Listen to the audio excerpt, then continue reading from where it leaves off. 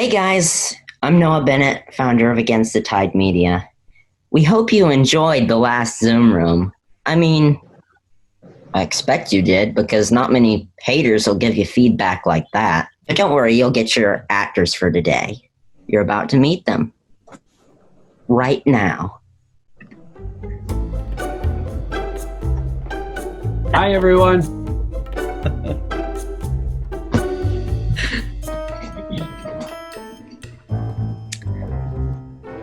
Thank you guys for being here. Thank you. Thank you for having us. So, first of all, I'm going to do a little introduction. I'm going to start with Vanessa De Silvio, who plays Fotina, the woman at the well. And we have Amber, Shayna Williams, who plays the role of Tamar. We have Jordan Ross, who plays Little James the Disciple. We have Noah James, who plays Andrew. And we have Vanessa Benavente, who plays Mary, Mother of Jesus.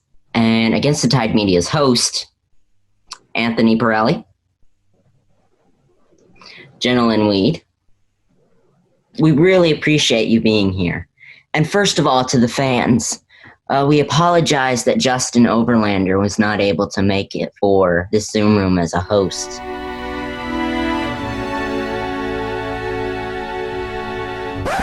But Tera Rodocker Smith from Talking Back with Tera and Barb. I guess since it's reverse screen, she'd be over here.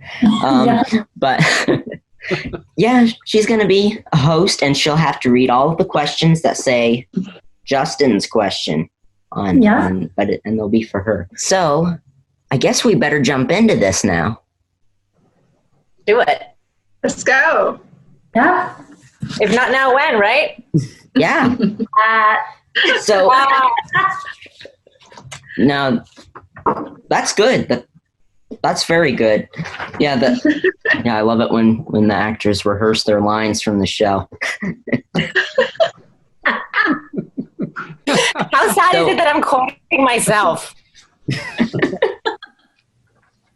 The first question is from Lorinda Fortuin. If you could play any other character in The Chosen, who would it be? Now, I'd like to thank George Xanthus for coming up with the idea of throwing the ball around and the other person catching it. I want to tag George back. Okay. I'll catch it. Thanks, Dad. So we're going to continue that tradition for all future Zoom Rooms to come. I am going to pass this to Noah, but how do I tell the difference? I mean, well, you could be Big Noah, and I could be Little Noah, like they did in The Chosen. What if I go by Big James? Is that acceptable to you, young James? Yes, I think that's fair, Master. That works for me. You can call me Bearded Man. You can call me, I don't know. You can call me the Noah. Maybe it's the Noah or the Noah James. Listen, I don't want to make myself sound like something that I'm not, but you could do that. But Big Noah could do that. That's how tall are you? I don't mean to call you out on Zoom. So, yeah, and the two Vanessas, we have that problem with them, too. How do we tell the difference there? Well, I remember. Yeah, Vanessa, you said that, well, Vanessa Benavente, you said that V is what you would go by in this Zoom Room, and Vanessa. Yeah, people in college started calling me V, and I've been called okay, so now that we have that taken care of, so Noah, who would you want to play? What character would you want to play in The Chosen? I think that I really, when I read the first 4 episodes, I loved the character of Quintus. Unbelievable. And I was aware that I would not really go out for the character of Quintus as far as like looking either Roman or Hebrew. I was going to be going in for the Hebrew, characters, but I just love that. I think Quintus is so fun, and you just get to soak in all the wonder of those scenes and make Matthew get all uncomfortable. That would be a really fun part, I think. And I will throw the ball to Jordan. Well, I call it popcorn. In school, we used to call it popcorn reading, but I'll throw the ball. Good. To you. I'll catch it. I actually auditioned originally for Matthew and then read for Andrew. Pick me. And then got little James. So, but the role of Matthew I really like and relate to in a lot of ways. So that would be one. And then as far as roles that haven't appeared yet, I think Judas would be a really interesting character. A lot of conflict there. A lot of tension. I think it would be really fun to play with that. But yeah, as far as the characters that have appeared thus far, I think Matthew would be a lot of fun to play. And I throw the ball now? Okay, I'll throw the ball to V.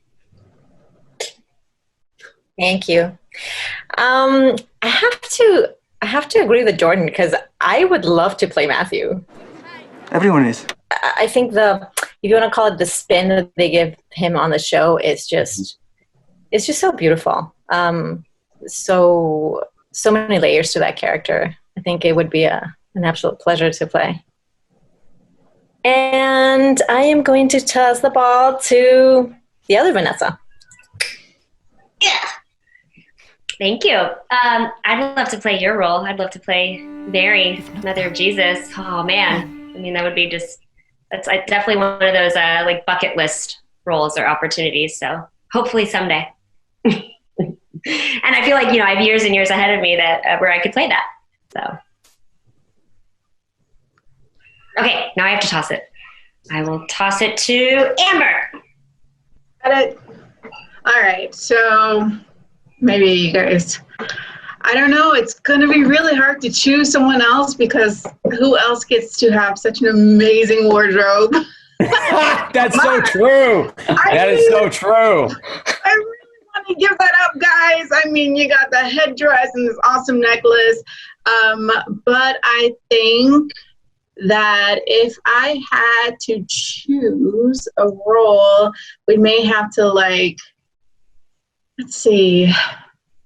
I think I would really like to be Eden. I just love the fact that they have this beautiful, because she's a character that you don't get to hear about very much in the Bible, and I just really love how they gave her such dynamic in life and that beautiful connection between her and Simon and how she grounds him in a way. And I just feel like that dynamic is really beautiful, and it's actually really important, at least in the Chosen, on his journey to Jesus and back to his faith. And so I think I would like to play. Yeah. Yeah, Lada Silva. See, now I'm finally pronouncing her name wrong. Her name right. It's not Laura, it's Lada. Yeah, she was great in the last ZoomRoom. And so I'm going to throw a curveball here, and as host Tim calls it. I'm going to throw a curveball here. I'm going to pass this question to Anthony. Next question up. Okay. So here's a question from Polydactyl. Any relation to Terry? Hey. This is a pretty popular question. I'm sure that it's been... Sorry to interrupt, Anthony, yes. But curveball actually means that you answer the question. Who would you like to play? Answer a question about acting. What was the question? Who would I rather be? Here, I'll read it. I thought you on the show, who would you play? And also, you're not allowed to change your New York accent. So you need to bring the New York accent to whoever you play, and then that's just it. I think we should all have New York accents next season. Yeah. Okay, so let's pick it up from here. Let's throw the curveball to me. Who would I like to play? Okay, I got to think about that for a second. Hang on, because that's an acting question. I'm not an actor, but I think if I had the choice, I'd like to play Peter. Peter seems to be just a great character. And character is the best word for him. And that's what makes the transformation of Peter so fabulous. I mean, as he's being portrayed in The Chosen, as a little bit of a troublemaker, you know, and then to realize that he's going to become top apostle, if there's such a thing as top apostle. But I mean, you know, the main guy, Jesus's main right-hand man at one time. I mean, that's a great position. But that just, it goes to show, you know, who he uses. But I would like to play him because I think I like to be a little bit of a wise guy myself sometimes. You know, here in New York, we're all a little bit of a wise guy. You know what I mean? Over here. So, Anthony, who do you want to pass that question to? Because this seems like a host question. Okay, host so can answer it too. Well, I'll pass it to Jenalynn. Oh man, I'm glad I was not chosen first because I had to think for a moment on who I would be because I was not expecting to get this question. So I would say I would love to play the role of Martha. That's a conversation for another time. Because I really identify with her. If you know the Enneagram, I'm an Enneagram 1, and so I'm a perfectionist. So I love schedules, and I love making everything perfect, and so I just really relate to her. And just, you know, being reminded of, you know, who should you be spending your time with? Like, it should be with Jesus, and everything else can wait. And so I just really resonate with that. I actually have a reminder on my phone every morning that goes off, and it says, who are you going to spend time with today? And, you know, don't be Martha, like be Mary. And so I would really love to play the role of Martha, but, you know, I'm a little pale to play that part. So, you know, I could, I could play somebody else. So I know how you feel. I know how you feel. I will pass the ball to Tera. All right. I think I would choose Eden. And before The Chosen, I didn't even think about that Eden existed. I never thought about that. So it's added so much depth to my Bible reading. And then how she played her role. And then also the fun too, you know, even just stepping on the grapes. So I would love to do that role. And I will pass it back to Noah. Okay. Back to Jenalynn, and you can ask your question. Cool. So from Amy Lee Caprera, what's one thing you can't wait to do when you get back together on set? And I will throw the ball to V. Oh, no.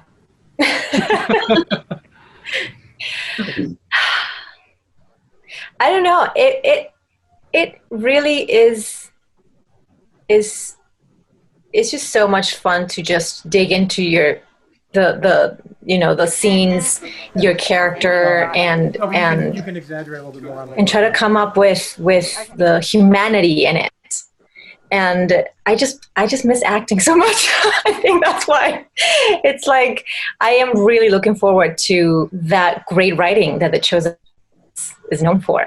I really am looking forward to that. And of course, seeing everybody else there and playing off of them, because now I get to play off of all the disciples, and it's going to be a lot of fun. At least for me, I'm starting to be part of the big family now, so I'm excited about that.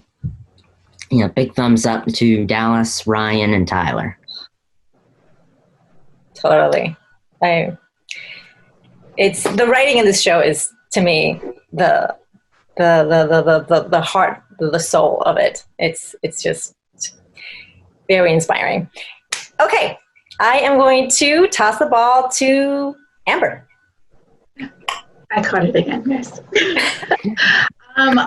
I agree with V. I am just so ready to see what else is in store for tomorrow, because there's nothing greater than being able to, like she said, give humanity to your character, to breathe life into it, and to let it breathe life into you, to be honest, because like she said, the amazing writing, so when you get a hold of amazing writing, it starts to make you get really introspective and start thinking about like yourself and how it's affected you on another level, and would you be like your character, you know? And it's really beautiful. And of course I miss all the jokes. We certainly could get. It was a joke, Shmuel. They keep you cracking up the whole time, so like laughing and just being around amazing people. I think I'm looking forward to that as well, just as much as I am with getting back into tomorrow.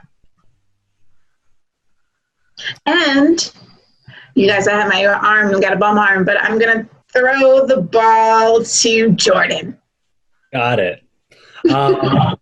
So yeah, like y'all said, I totally agree. I really miss acting, and I don't know about everyone else, but this is the first character that I've had the privilege of coming back to over and over and over again. I've done it in theater, which you do for a certain amount of time, but over the course of several years, which we started in end of 2018, and now we're in 2020, and we're still doing this and are going to continue to. So that is really cool, getting to keep coming back to these same characters and just fleshing out their relationships and their backstories and adding more context to who these people are. So I think that's going to be really fun to continue building upon. But I'd say one of the things I'm most looking forward to is the games and stuff that we play on set and in between takes. A few of them. Okay, so one, we will all pick if it's a scene where we're just walking through a field and we're doing it over and over, in between takes, there's a lot of downtime. So one of us will hum a random song, like the theme song to Jurassic Park or whatever it is. And then we have to try to get whatever song we pick stuck in everyone else's head. So every time you hear someone else humming the song that you started, you get a point. So that's one game that we would play. We'd play a movie game, which I'm going to do a video soon with some of the cast where we are going to do a YouTube video just like this. But I would name a movie, so like the Avengers, and then Noah would say someone in that movie, and then the next person has to name another person that was in that movie with them. So it just keeps going and going. So we would play a lot of games like that on set. And then just like the inside jokes and the little bits that we all, have, and lines that will, like the who brought you food or figs for the journey. There's certain lines, or shula. There's certain lines that would just kind of stick. So we would just keep repeating them throughout production. So just doing those again and creating new inside jokes and new games and just being with everyone again. I really, really miss this whole cast and crew. And I will throw it to Noah. Yep. Oh, sorry. Oh, yeah. Big Noah. Big Noah, dude.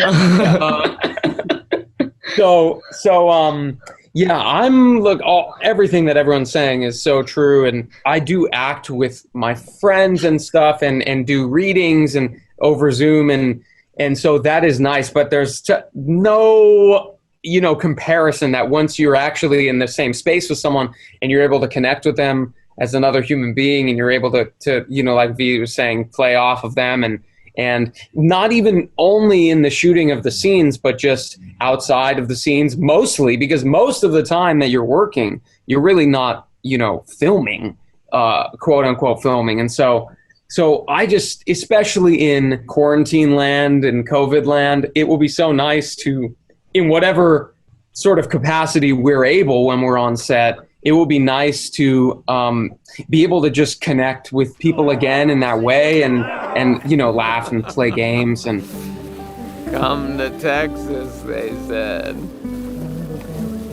Everything's better in Texas, they said. To me, I mean, one of my favorite things was, like staying up late in the hotel lobby or wherever or the van rides home and just like, reminiscing about the day or about what we're going to do afterwards, or going and getting sushi. Again, I don't know what of those things will return and what will not, but it's mostly just the human connection part of that within the work. And then that inspiring the scenes and they kind of roll one into the other is what I'm looking forward to. And with that, Vanessa. All right. So I don't know if I'll be on set, honestly. I hope so. Nothing has been officially confirmed to me. There's rumor, there's talk, but I haven't gotten any official anything. I hope I'm back on set for season 2, but we shall see. If I do go back on set out in Utah, in Goshen, Utah. Those sets look amazing, by the way. What was that? I just wanted to say those sets look amazing. Oh, yeah. I just wanted to throw that out there. Thanks. Yeah. If you guys seen the video that Dallas posted where he's on set. I mean, it looks incredible. It looks so cool. Probably the most extraordinary set I've ever seen in my life. Everything, what everyone else said is totally spot on. It's having that human connection again. I hope I get to see Jonathan again. I don't know if I'd be in a scene with him or what. Again, I assume not, so it'd be just great to see all of the other faces and have lunch. I remember the food was so good, the catered food. It was always awesome. Craft services was great. And so to sit down and have a meal with the actors and chat up and just see how everyone's doing, that would be lovely. All right. So do I pass it to one of the hosts or? Yeah, I believe it is Anthony's turn. Go for it. Anthony. What am I answering this time, Noah? Here, take a look. See your question? All right, I got the question. Thank you. We have a question from Polydactyl, and this seems like a question that probably has been asked to everybody at one time. For everyone, this is for all of the actors and the actresses, have you found that playing in The Chosen, which is rapidly becoming such a powerful movement in its own right, has it changed your life in any way? V, let's go to you first. Why do I always get to go first? That's not fair. I could withdraw it, V. I'll take it. Do this. Has it changed my life in any way? I think just the fact that people are recognizing your work and you get such lovely messages and fan art. People drawing your face. It's like, to me, it's so bizarre. And I'm just grateful for all of it, of course. Other than that, I think, we're working actors. So it's like we enjoy it. Well, people are enjoying it and are watching our show and it's fantastic. But I don't think it's really changed my life in many other ways. You didn't buy a new house? With all the riches we made. Guys. We're all millionaires. Rich actor money. Was that just me? That was just my contract? Oh, crazy. Okay, sorry. And us poor hosts interviewing you people. So fortunate. Life is not fair. No. I have to say. Anyway, but yeah, other than that, like it's really bizarre when not bizarre, but it's just like, wow, what? When you see fan art and like your face in places, I don't know. To me, it's all a wild ride. And I am going to toss it to Noah. As far as I bought a new house. I don't know what. That's so strange. But no, I'm just kidding. It's as far as how it changed my life. I think V hit on something so important, which is that as actors, when this is your art and this is your craft and your job, like we train to be able to do what we do. And then it's so difficult to get to a place where you really feel like you're a working actor. And so many, and it's not about, it's not like a talent versus not talent. It's not that. It's like there's a lot of stuff that goes into it. And it's just very difficult. And I know that, I went to school for acting. I'm sure some of us did. And out of my class of people who, were at a university studying this, there were only, maybe 2 of us out of the 18 in my small group. There were a few of us that are still acting, and it wasn't because the other ones aren't amazing actors. It's like they still are and were, but there's a lifestyle thing that goes along with being an actor. It's difficult to buy a house someday, all of those things. And so working on The Chosen has been so nice because in some way it gives some stability, because I feel like just knowing that I'm able to go and put my work and energy into something and bring my artistry to a character. However, I try as hard as I can to just make it come to life and bring the humanity to this person. And that's so nice. And then it's sort of on the time that we're not shooting. It also, I don't know, I don't want to speak for everyone, but it has freed me up also sort of mentally or emotionally to just know, like, yes, there was a job, you know, we worked for this however long, and there will be more jobs in the future, and this continues in a way, and I'm sure for, you know, some of us, it depends on like how long you're on the show, but just even knowing like we had that experience filming when we did, it's just nice. It gives some peace of mind in a way, like, yes, this is something that works, and we can you know, make a life of this kind of crazy thing that we chose to do. So that was a long ranting answer, and with that, I throw it to Jordan. You haven't answered yet, have you? No, not yet. So yeah, again, I agree with both of you. It's the security is really, and the consistency is something, again, that I haven't had the privilege of experiencing as an actor at this point. So that's really cool.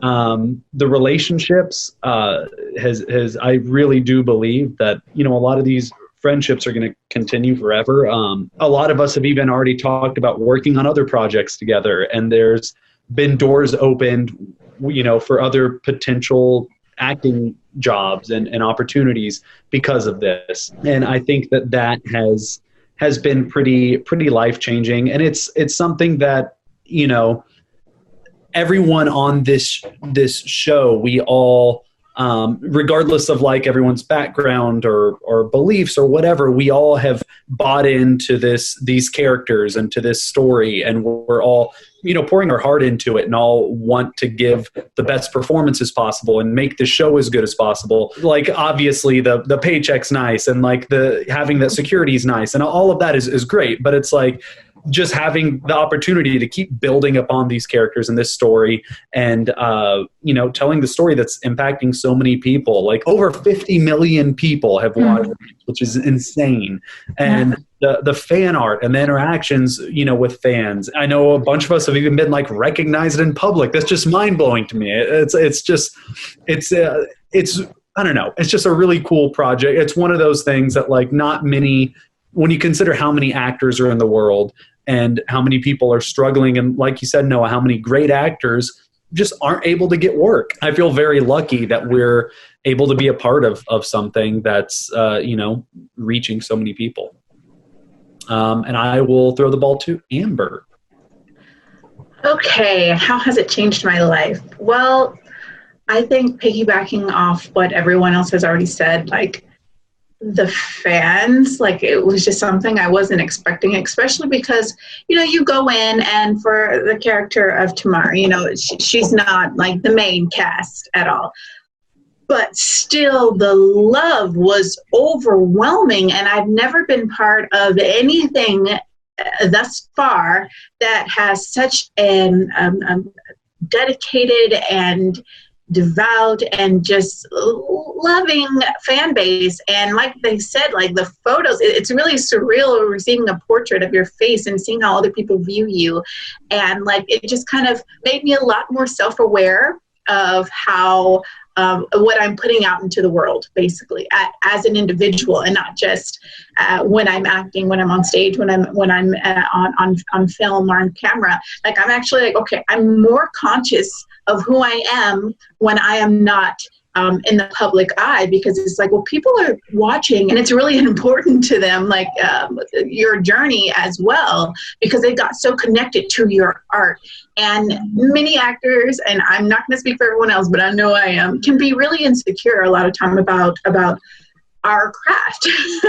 And so to receive all of this, like, positive feedback and all of this support and people who appreciate what you do, it just affects you on a spiritual level, and it gives you more of the will, more of the motivation to keep doing that. So I feel like it does change you in a sense, because it encourages you to keep going, especially because a lot of us maybe have been in places where we just want this to stop. Like, you know what, I've been doing this for a long time.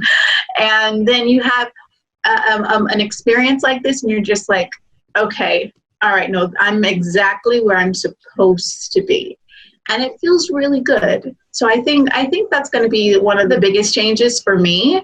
And so it just kind of gives me a little bit more hope, just on my own self and my own life, which is really nice. And yes, I got to remember, I got to toss this bottle somewhere. Vanessa. Yeah. So yeah, it's funny. We've hit over 50 million views, and so now when I go out, I mean, I have to wear a mask now. So that's interesting. Why are you doing this? I go out and I'm like, when people stop me, excuse me, yes. It's like, yes, I am sheep. These are my eyes. This is sheep. Yes. They're like, do you know where the bananas are? It's like, oh, right. Like, I'm waiting for people to stop me. No one has stopped me. So whoever has, kudos to them. I haven't had anyone stop me or recognize me. I do get occasional people who are like, guess what? Someone ran into me and said, you know, that they were telling me about The Chosen. And I told them, oh, my neighbor who lives 2 houses down, she's the Samaritan woman at the well. And their jaws just drop and they're like, no way. I'm going to tell everyone. So it's fun to hear about that. I do have a couple neighbors who've taken selfies with me to be like, I got to take a selfie with you and send this to my coworker or send this to my teacher or whoever, someone who mentioned The Chosen. And they couldn't believe that I know you. So that's cool. I've had that happen. But yeah, I think I talked about this in my interview, my last interview with you guys, that this show has definitely helped me to feel more connected to the spiritual side of acting, right? That in the past, I've always felt like my love for God and my love for acting are two separate things, and there's really no way of connecting them unless I'm doing something faith-based. But I haven't had many opportunities to do faith-based work. That life is over. Everything changes now. This changed me in the sense that, yes, it is faith-based, and I do feel more connected to my creator in a way that's powerful, because I feel like this role was offered, is mine. It was meant to be mine. And in the interview, I talk about that too, about how there were so many hurdles that I kind of had to jump and to get over it in order to get this role. And also in some ways how the role just fell into my lap in a sense too. So it was one of those experiences where it was serendipitous, or it was, you know, God had a hand in it, however you want to look at it. And so this role has helped me to find that my love for performance, even if I'm not in the future doing faith-based work, I'm still honoring him by sharing these God-given talents that he's given me with everyone around me, you know, by sharing it. He was the first creator, and he was the first person, or the first creative being. And so by creating us, you know, I, in a sense, have a piece of him with me when I'm creating as well and being artistic. And so that's all something that I experienced recently for sure as a result of this show. And also as a result of reading a book that I recommend to all actors, whether you're Christian or not. It's called The Artist's Way. And it's about that, connecting your craft with whoever has made us, right? Whoever you believe in. Can I piggyback off what you're saying, by the way, with the Artist's Way? I just have to speak to that because you are so right. I don't know if anyone else also. Down. Okay. Me too. Yeah. Yes, the Artist's Way, like and they talk. It's not specific about what your belief system is. It's really whatever your belief system is. It works within that, but it's about finding the artistry in you and unleashing that. And that has, honestly, I'm sorry I had to come in because that has saved me the past 2 weeks. I've been doing my morning pages, which is something from the Artist's Way. Every single morning I wake up and you write, you don't take the pen off the page for 3 whole pages. It's just total stream of consciousness. It takes 15 minutes and every day. And it's so helpful just to keep your mental health above water, because you're just getting a lot of those thoughts out there and it's keeping you creative. The first act of the day really is to just be sort of letting it flow out of you. And so I just had to, I was like, yes. Yeah, so I finished it. I started it first week of, second or third week of quarantine of COVID hitting. All right, I'm going to do this. And it was with a friend. And it's a 12-week program essentially that you do with this book. And heck yeah, it was just amazing. It was, and again, it went right along with, my experience in The Chosen, where I was like, oh yes, this was something that I feel like God gave to me, but also moving forward in my life, anything that I do that's artistically driven is part of him. It's something he gave me. And I think that's beautiful. And I just love that moving forward in my life, every time I'm doing something artistic, I know I'm honoring him, and that's powerful. So is it fair to say that the show's been a blessing to all of you in some way? Oh yeah, absolutely.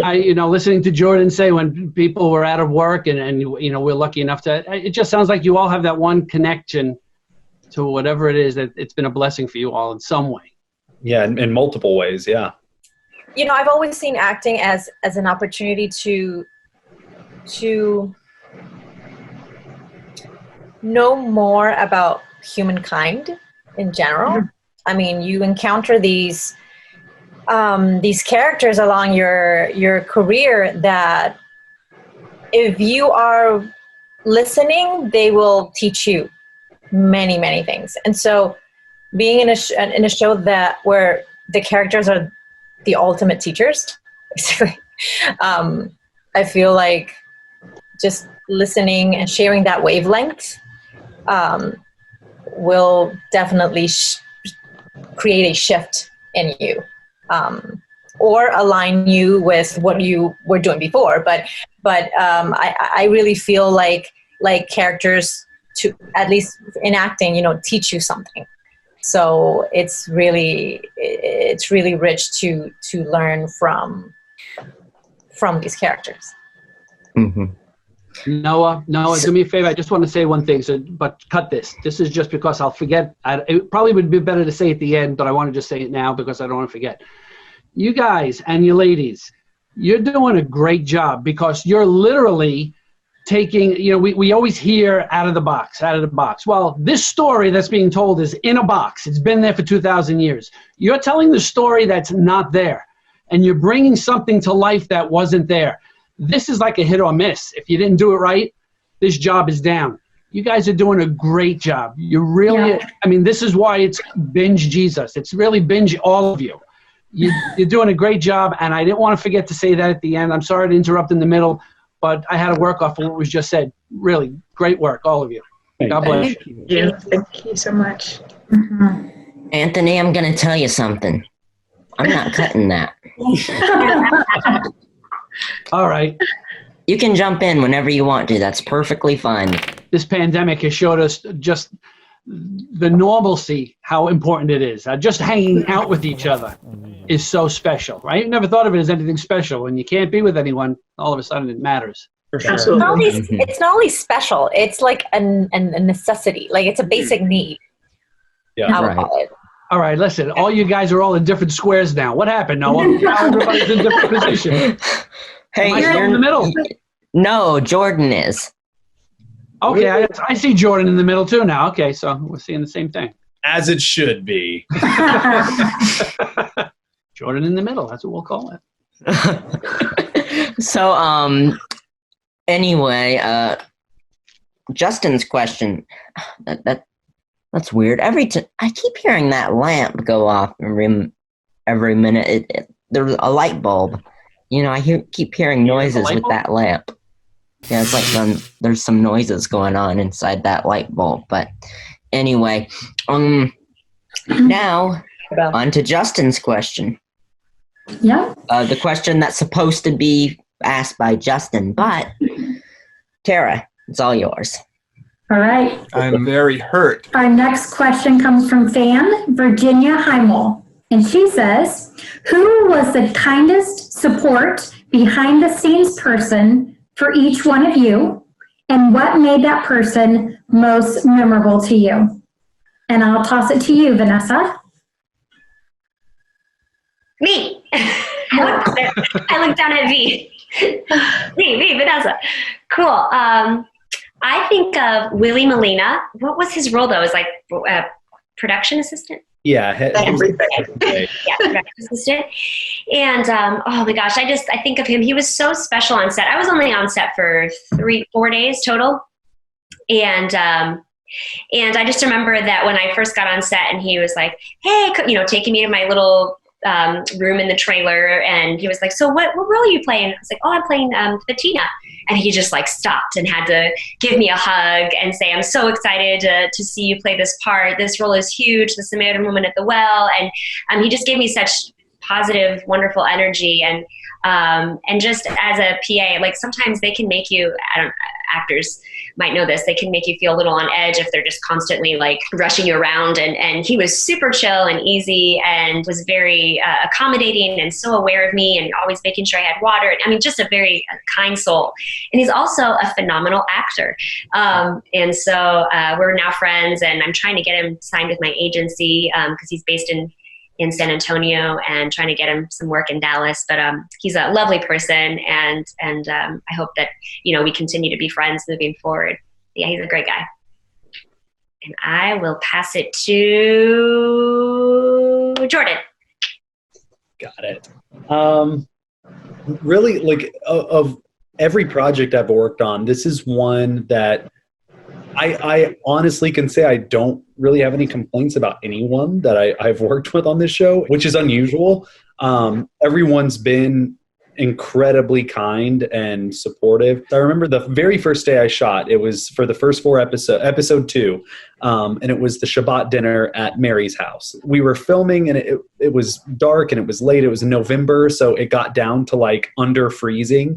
And I was standing outside. They had these big jackets for us in between takes because we were shooting in this little room with no windows, and we were all dying. And within, like, after the first take, I was outside shivering, and I hadn't had much of an opportunity to speak with Jonathan yet, but he came over and took his jacket off and put it on me because he saw that I was shivering. So this guy that's playing Jesus is giving me his jacket. Just little things like that. Like he the next day at lunch, a butterfly landed in someone's tea, and he fished it out with a spoon and held it under the sun so it could dry off. And he was just so.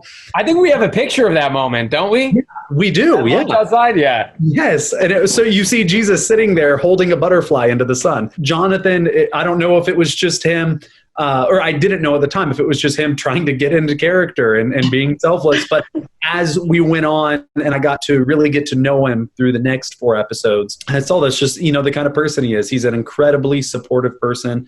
And another person is Shahar. A lot of the scenes I did, actually, wherever I have heavy dialogue, were with Shahar, and he is really good about asking, like, hey, do you need anything else from me? Or are you good? Like, what can I do to make it easier on you? And really everyone does that on this show. Everyone's very uplifting and encouraging, and we all truly want to help each other. There's no selfish actors on this show, and which is good, because for an ensemble cast like this, we only have like 6 of the apostles so far, or something like that, but there's still a lot of characters to introduce that are going to be like consistent characters on the show. There's not really any room for egos. Like, we all need to be supportive of each other and lift each other up, and that's what has happened so far. So but yeah, that's my answer. And I will throw it to Noah. Noah. Yes.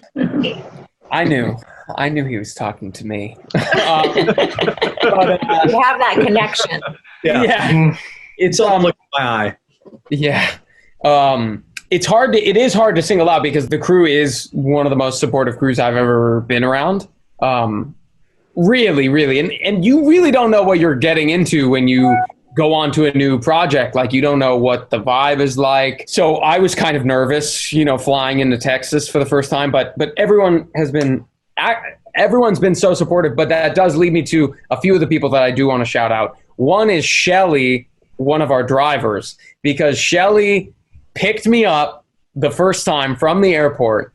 And since that day, we just really enjoyed being around each other, and she's so wonderful and such a great support system. And that's kind of the first person that we see of the day, at 6 a.m. sometimes. And actors we're fickle beings, and sometimes we need to be left alone a little bit, depending on what we're shooting that day or what kind of night we had before. And so she was always very like, if we just wanted to be quiet in the back at 6 a.m, like, she would let us. But if we were like ready to sort of connect with the world, she was there for us. And so Shelly, also one time, I did get bitten by a spider, and I had to get driven to the doctor to get a shot and then antibiotic stuff. And then they drove me back, and I like barely made it in time. So Shelly was like literally taking care of me. And then when we got back, Shelly was like, do you want anything? Like, And I kind of made not a joke, but I was like, I'd love some kombucha. If you're going to go to Target or anything, if you can bring me back some kombucha.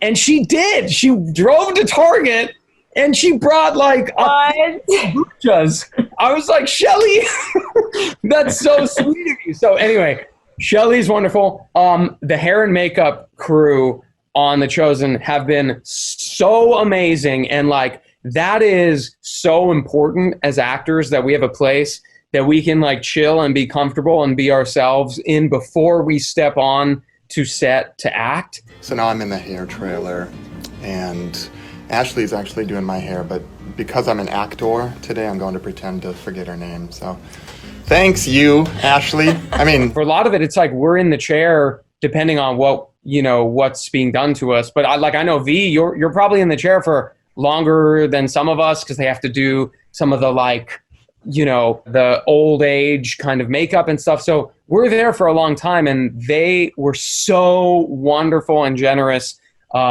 just taking care of us, making sure we're comfortable. Again, if we want to talk, they talk to us. If we need to just like close our eyes and like meditate, they let us do that too. So that, just have to shout out the hair and makeup. And I will pass it to V. I don't know if you if you felt the same, if you wanted to piggyback, but sorry to interrupt, but Big Noah, I have a question for you. How come Jesus didn't just heal your spider bite? I don't know. I brought it up every day. I'm like, I kept showing it, and it was humongous. Like, it was at one point, like I had to go and put a like burning hot towel on it to suck the poison out, and I was like writhing in my chair, and everyone's like, "Are you sure you want?" It was gnarly. Well, that same day, George, they had this spray for like bugs. It was just like the off mosquito spray. But on the same table where they had the off mosquito spray, they had like the heavy duty, like hardcore chemical spray that you're not supposed to put on your body. It's like a carpet bomb. It's like for carpet. It's like when you put a thing over your house. Right. And he sprays his legs and arms with it. And like, this is starting to burn a little bit. And this was when you were at the hospital getting taken care of. So it was like one thing after another that day. That was an interesting day. Yeah. Oh, wait, Big Noah, did you see the spider when it bit you, or was it? I didn't, but you know where it was? It was at the well. Yeah. It was right where you guys were. And so it was when I picked up Jesus's backpack and I put it on like 80 million times for that little segment. Yes. The spider must have been from the wooden kind of bench, and then got on, and it started to snake up my arm. So like it was traveling up my veins or something. Oh no! Did you scream? I didn't scream. I kind of no, because when it bit me, I was like, I was okay. I just was like, well, this is very itchy. I went home and was like, this is not fun. I woke up at 6 a.m, and my call wasn't until like 9, so I woke up too early for that, and was like, it's snaking up my arm, and so we had to call the set medic, who's also a wonderful dude, and then he was like, you're probably going to be okay, just come to set. I came in and he was like, yeah, you're going to need to go to the doctor right now. I just want to say something about Chris really quick, the set medic. He, like you said, he's amazing. So speaking of people that were incredibly supportive on set, Chris is another one, because I had an injury as well. A lot of people know that I play football between takes or not between takes, but like when we're up at the trailers, I love playing football, but we're in sandals. So a lot of the times the sandals come off and we're running around on gravel, and I have tough feet, so it doesn't bother me. Only Jordan does that. Only Jordan runs on the tough gravel without his shoes on. Yeah. So I was doing that and I got horrible blisters. And one day we're shooting a scene and I'm walking, and one of my blisters, sorry if this is too much information, it's pretty gross. One of the blisters had busted, and I felt a flap of skin fold under on my foot. Yeah. So Chris, we had to stop, and Chris had to cut the flap of skin off for me and bandage my foot. But I want to say I felt nothing. It didn't hurt at all. He bandaged it up, and it felt great, and it was fine. So thank you, Chris, for fixing my foot, and for seeing to Noah's spider bite, fixing George's. That's gruesome, man. That's just gruesome. I hope none of you are queasy after that story. But I just wanted to give a shout out to Chris for that. So do any of you ever go over to Jonathan and say, Jesus, can you do something for this? Or what? So, gosh, I forgot who's gone. It was and to V. who I hasn't. passed it to V. Okay. Here. I would have to say makeup department also. I mean, I was one of the ones who had to be aged. So it was an hour and a half before shooting and an hour and a half after shooting, which, on those night shoots, when you just, when you're done at like 1:30 in the morning and you just want to go home, I had to go back to the makeup chair and like start taking everything out. And at first they hadn't, because I guess they hadn't used this on anyone before or on the show. So, they were putting it on and it looked great. So just using my own face, not prosthetics or anything, But when they started to take it off, they realized it's very difficult to take that stuff off. I don't know exactly what it is. It's just a mixture of a bunch of different things. And they were there, I'm telling you, like 2 hours. That first time they had to take it off, just trying to not, damage my skin. And so it was like tiny layer by tiny layer, and they were just there. Are you okay? Do you need anything? And I was like, thank you. They were amazing. They're just professionals. They're such pros. I think they take such pride in their work because, I mean, it looks great on camera. Even on my hands, they aged my hands. My hands weren't going to be on no take. You'll see. When I first met you, I thought you were older, honestly. Everybody, when I went on the, that rap party that we did, people didn't recognize me.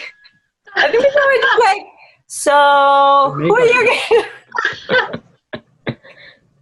Wait, let me wrinkle my face a little bit. But yeah, I mean, I was so taken aback at how, all the details. And for me as an actor, seeing my hands like that, it really made a difference. Like nobody was going to see it. I saw it. And it just made me feel a little more merry, Mm-hmm. And just you can resonate with Nick Shakur for that. Yeah. He forced them to age him. They were like, we don't need to age you. He's like, you age me. Thank you for sharing that. Yeah, he's like, I feel like you need to age me like maybe 20 years. Everyone was like, Nick, no, dude, we're ready to shoot. Yep. You look old enough, Nick. Yeah. I purposely gave that question to Justin because if Justin asked the question, who is your favorite person on set, everybody would have to say Justin.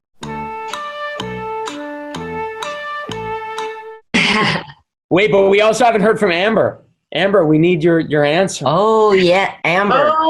Amber, well, go for it. You guys really touched on every single one I was going to say. So like the crew is what really keeps the ball rolling. I know when you're watching a show and a movie, all you can really see are the actors. And so that's who usually gets all of the praise, but it's so much more deserving to the crew. Everybody that you don't see are the ones putting in all of those extra long hours, all of that, heavy duty lifting, like they're doing it all. And it's so inspiring to see. Everyone was so amazing. Like, this is one of the best. No, this is the best set I have ever worked on to date. I loved everyone. And like Noah said, Shelly was amazing, and she was the first person I would see in the morning, and she always greeted me with a smile. You want to stop and get breakfast? Like if I'd come to set after breakfast was over, she would like make sure that I had something to eat before I went there. And it was just so amazing to feel so much love. It felt like a family. Like I'm like, I haven't even been here with it. Everyone else has already been on, filmed 4 episodes that have been filmed already, and here I am, this new kid and they're treating me like family, like I've been there forever. Makeup people, Kaylin, Ray, they were all so sweet, so kind, and just treated me just so amazing. And of course, they're hyping me up too because I'm wearing this awesome wardrobe. Yeah. Wardrobe was amazing as well, you know, because they got to suck me in that corset.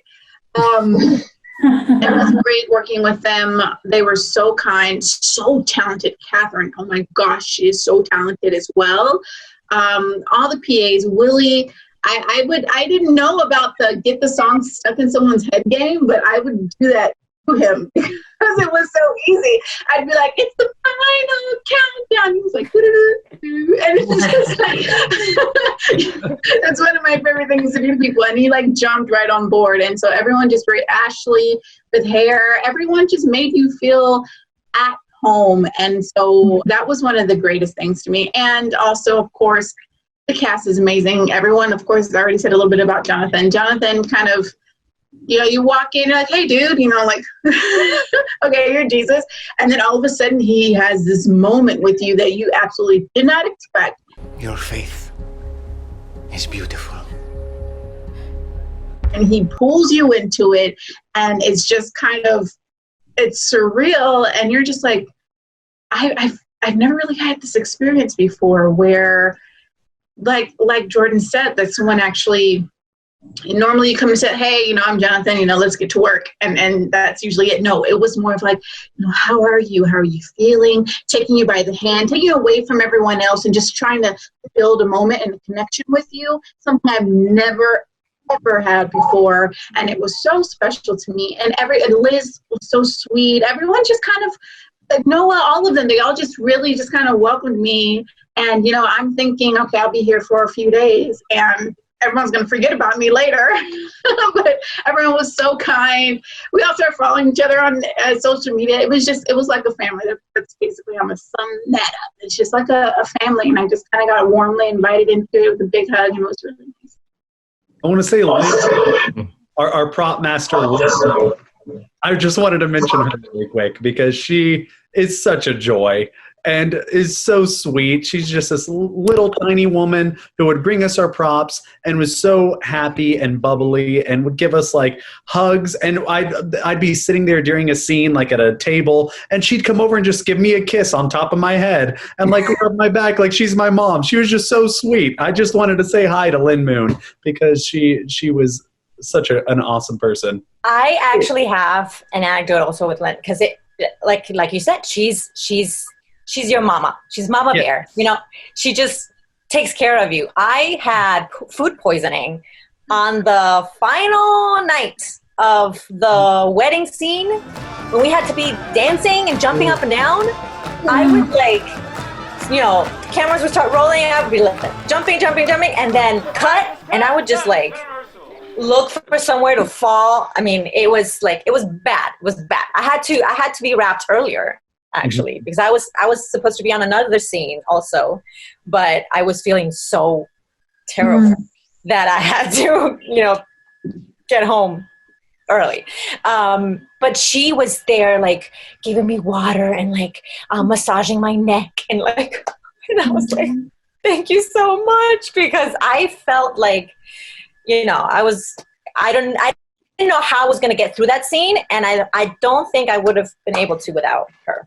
Right. So, yeah. I mean, like you said, Amber, it's really, and this is, you know, the crew was there every single day working at 104-degree heat. And everyone was in such great spirits. I would have been super cranky. Like, you know, but everybody had a smile for you and had a word of support and what do you need? And I mean, Lynn also, like, people, like the fans I see a lot sometimes are very happy that I'm always eating. Yeah. That's like all Lynn Moon. That was not me being like, I feel like I should be eating. Lynn would like come up to me and hand me an apple and be like, I think maybe you want to eat during the scene. I was like, okay, Lynn, giving me a bit to do, like, great. And so all the fans seem to Well, the fans seem to think that all you wanted to do on set was stuff food in your face. Yeah, that was Lynn being like, I think this will be funny because also like we start with an apple in one of those scenes, and then as we're coming in with food, like she would just give me stuff because she thought it would be funny, and I was like, you're so right. And then we just kind of like had fun with that. Get the papyrus. Simon met a guy. Well, that was not Lynn Moon. Yeah, that one was just a normal line. But the food lines, the food stuff was enhanced by Lynn for sure. I just felt like I had to give her that. I had to give her her due. Now we know who got you food. That's true. Lynn did get me the food. I would also like to add, sorry, I don't mean to interrupt. Oh, no. That Dallas was also extremely, incredibly supportive as a director. Like, it was such an amazing feeling to have a director that just allows you to take your time, wants to know, like he'd come up to you, he's like, so what are you feeling like when you're doing this? And I'm just like, well, he's okay. What would you think? And it was kind of like he allowed you to explore, and he allowed you to do what and trust you, because a lot of times we don't get that. Like, you hire us because you believe that we can do this. He trusts us to be able to deliver this. And between him and Amanda bringing us all together and then constantly supporting us every single scene, every single take, I'd watch where Jonathan would have to like get in his zone, because he is not going to give you half Jesus. You're not going to get a quarter Jesus. Like, he's going to put every last bit of his soul into that. I say to you, my son, rise. And so he would like put his earphones in, he'd try to get in the moment. And if he couldn't do it, Dallas would make sure, like, hey, like he would create this space for us to be able to do what we do and to do it with our whole selves. And so that was an extreme amount of support that I really appreciate as a professional and a person. I think with the way Jonathan portrays Jesus, I mean, I don't think it's the case of, well, I'm going to be Jesus for the next 3 days. When I go home, I'm going to be Jesus. Some actors do that. When they're trying to get in the role of the character, they be the character for as long as they can. Jonathan can't be Jesus, but I think a lot of that has to do with Jonathan being given the talent to portray Jesus in that way, in a way that feels real. So, yeah, that's my 2 cents. But anyway, any more restroom breaks? Hey, Noah, how are you going to do this when the boxes all change? How, remember, we're all going to be in different positions. Are you going to want to say something and make it like a joke? Like, hey, how about we just change positions? We're all getting a little tired of this spot, Yeah, we could do that. Because somewhere on the point, we're all going to be in different boxes. Yeah. I don't think the top row has changed. No, I don't think the top row's changed at all.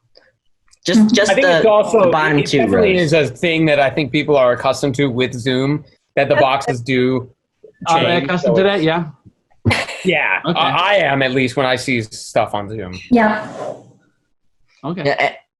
Yeah, and I have to get a refill because this one's empty, and this one's almost empty. So Is that coffee? No, that one of them has water and the other one has apple juice. So I probably should be having coffee, but it was suggested that I should have coffee. That could explain why I'm having to go to the restroom so much. But you're doing double duty. You need a third cup. You're getting it all going there. Maybe you need a third cup.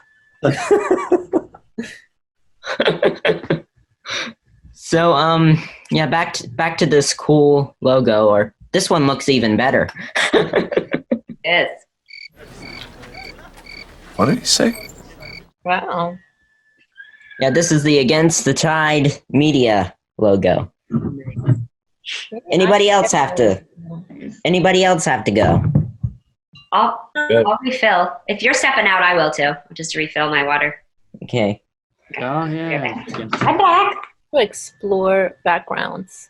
We decided to do just something for fun at the midpoint of the chosen Zoom room, #2. We have decided to do a musical intermission. And everybody is going to have their choice of, let me take my background back to my regular background. That's just my restroom trip background. One of them. So, yeah, so you guys have your choice of whether you want to sing or play an instrument, and I am going to call one of you to go first, or you could just all go at once. Like, it could be a crazy band. So I'm going to start with. Oh, sorry, the ball got stuck to my hand. I'm going to start with Jenalynn. Oh boy. Man. Okay. I was not expected to do this, but I was listening. So I am a singer, and I was listening to some worship music this morning, and Steadfast came on by Sandra McCracken, who's amazing. So I won't do too much. I'm a belter, so I won't sing too loud. But so I just really love the chorus. I'll keep it really short. But basically, the song's called Steadfast, and it goes, you are steadfast, steadfast. You are steadfast, steadfast. So I will pass it over. Thank you. I will pass it over to V. Ooh. All right. So I thought I would sing maybe something from Peru, which is where I'm from. Whew. Makes me a little nervous. Okay. Si usted mirara un ratito a través de la ventana, yo vería un maicito cantando a la mañana. I see, I see. Ooh.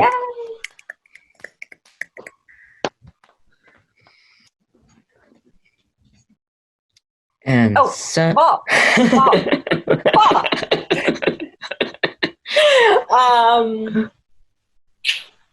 Jordan.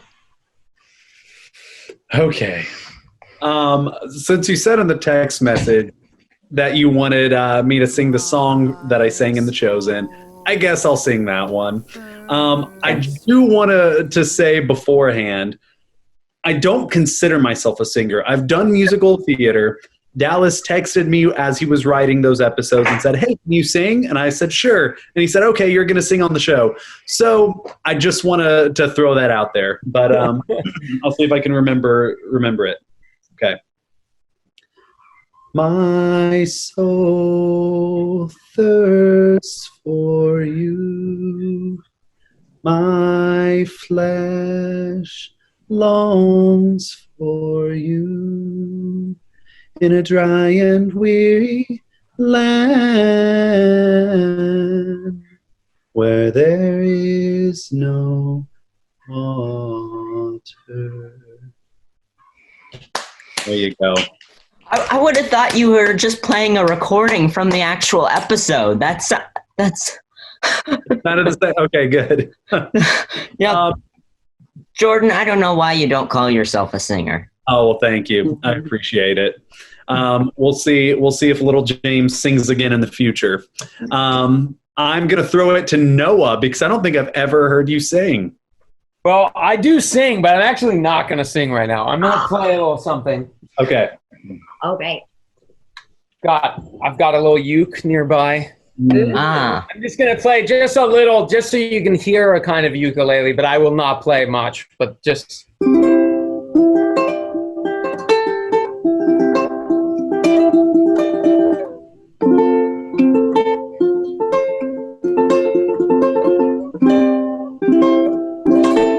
I don't know, just little. Damn. Wow. There it is. I'll throw it to Vanessa. Okay. Got my guitarra. No, okay, so yes, I sing sometimes with my worship band at my church, and there's a song that I really love. I haven't sang it with them yet, but I really want to, and it's called Nothing Else. I'll just sing you the chorus. Let me see if I'm not a guitar player, but I thought I would bring it along just to accompany me. And I'm sorry when I've just gone through the motions. I'm sorry when I just sang another song. Take me back to where we started. I open up my heart to you. And I'm sorry when I've come with my agenda. I'm sorry when I forgot that you're enough. Take me back to where we started. I open up my heart to you.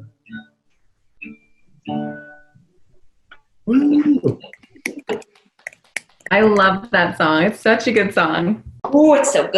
I love the verses, but I can't play the verses on my guitar. I don't have the chords down, so. Next time. Throw that ball. Who'd it go to? Amber. Let's do it, Amber. Okay, Amber. I am not a singer, guys. But I'll go ahead and put for the fans. There's a song that I really love because every time I'm feeling really down and it just seems like things aren't working out, I always play it, and it just reminds me to smile because every day is a new day that's unpromised, and it's called I Smile. And don't laugh at me, please. Today's a new day. There is no sunshine, nothing but clouds, and it's dark in my heart, and it feels like a cold night. Today's a new day. Where are my blue skies? Where is the love and the joy that you promised, and tell me it's all right? I almost gave up, but a power that I can't explain fell from heaven like a shower now. I smile, even though it hurts, I smile. I know God is working, so I smile. Even though I've been here for a while, I smile, smile. It's so hard to look up when you look down. Sure would hate to see you give up now. You look so much better when you smile, so smile. That's it. Yeah. I put a little cotton to get the blood out of yours, guys. What are you talking about? You sing. Stop that. I think season 2 should be a musical. Yeah. The Chosen musical. Yeah, The Chosen. You guys could literally do that. Yeah! Okay, Amber. Is there any who's left? Who's left? Well, there's 2 hosts left. This is a host question too, so you can either tag Anthony or Tera. I am gonna throw the ball to Tera. All right. That's probably for the best. So I was in choir, and my choir director asked me to do sign language. And I said, sure, I'll sing and do sign language. And she said, just sign language. I don't have close by. You might have known that I kind of hopped on last minute for Justin. So, Jenalynn, will you sing your song again, and I'll sign for you? Sure. All right. By the way, I just got back from the Christian Worldview Film Fest in Nashville, and they wanted to keep things going. So instead of clapping, they did this. So it's kind of fun. It threw me back to that brilliant film fest. And so, yeah. All right, Jenalynn, I'm ready when you are. Okay, cool. You are steadfast, steadfast.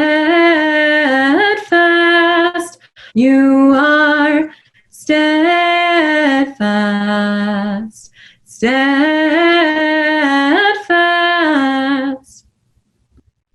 Thank you. Oh, beautiful, Tera. Thank you. You know, and I was in church on Sunday, and I have at times gone up to the balcony or stood in the back and just let it rip, or if I'm at a conference, I do sign language, but not in my own church. I don't want to distract. Well, a lady in front of me, she just let it rip, and I ripped with her. And when you can't sing and you can worship with your hands, beautiful, beautiful, beautiful, beautiful. So Cool. To let me kind of worship just with my hands now. Very good. Penny. Hands. Good to you. I just threw it to you, Anthony. Oh, bathroom break. I'm really not a singer, but I'll there was a time that all my kids gave me a great Father's Day present. The four of them and my wife sang Rainbow Connection for me, and I think that's the best gift I've ever had. That was 25 years ago. Why are there so many songs about rainbows, and what's on the other side? Rainbows are visions, they're only illusions, and rainbows have nothing to hide. So we've been told, and some chose to believe it, but I know they're wrong, wait and see. Someday we'll find it, the rainbow connection, the lovers, the dreamers, and me. Yeah. Anthony, you never told me you never told me you could sing, but I should have figured I really it anyway. sound better as a tenor. 10 or 15 miles away. But I should have figured it anyway because you're Italian. I don't know. I don't think I could sing. I still don't think I could sing. I hear Italians can sing very well. Yeah, well, there's always one in the family, right? And they sing with their hands. They talk with their hands.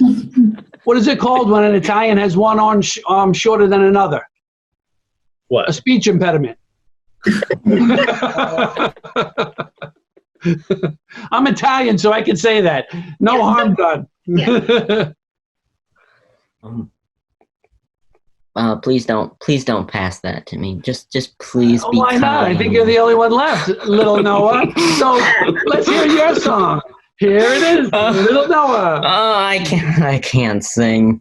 I'll tell you what I'll do though. I'll whistle. I'll whistle what Mickey Mouse whistles every time a Disney movie opens up.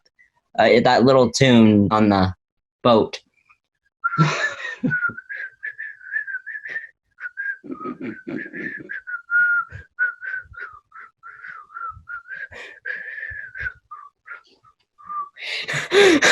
You could probably barely hear that.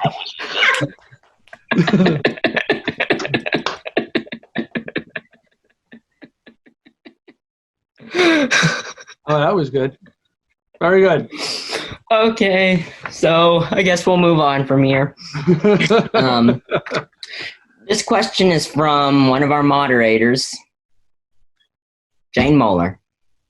And she asked, what is it like working with Dallas and Jonathan on set? I'm going to tag Amber. Oh, pass the ball to Amber. I think I maybe touched on it a little bit before. Working with both of them, it's just like an amazing support system. Patient, kind, reiterating that it's like being with family and you think that you've known them forever and you could have just met them 5 minutes ago. And it's just an incredibly warm and incredibly open feeling, and they both make you feel like you belong. That's how it is working with them both, I think. Buddy, you're a great director. You know what? They're pretty similar in some ways, if you really think about how much they give of themselves, and it's really beautiful. So yeah, Yeah, that's my piece, and I'm gonna spitball this Yeah. to Noah. Okay. So, yeah, I mean, working with Jonathan and Dallas, we all talk about how the crew is so wonderful and the cast and everything, but it really does, with shows, it starts at the top.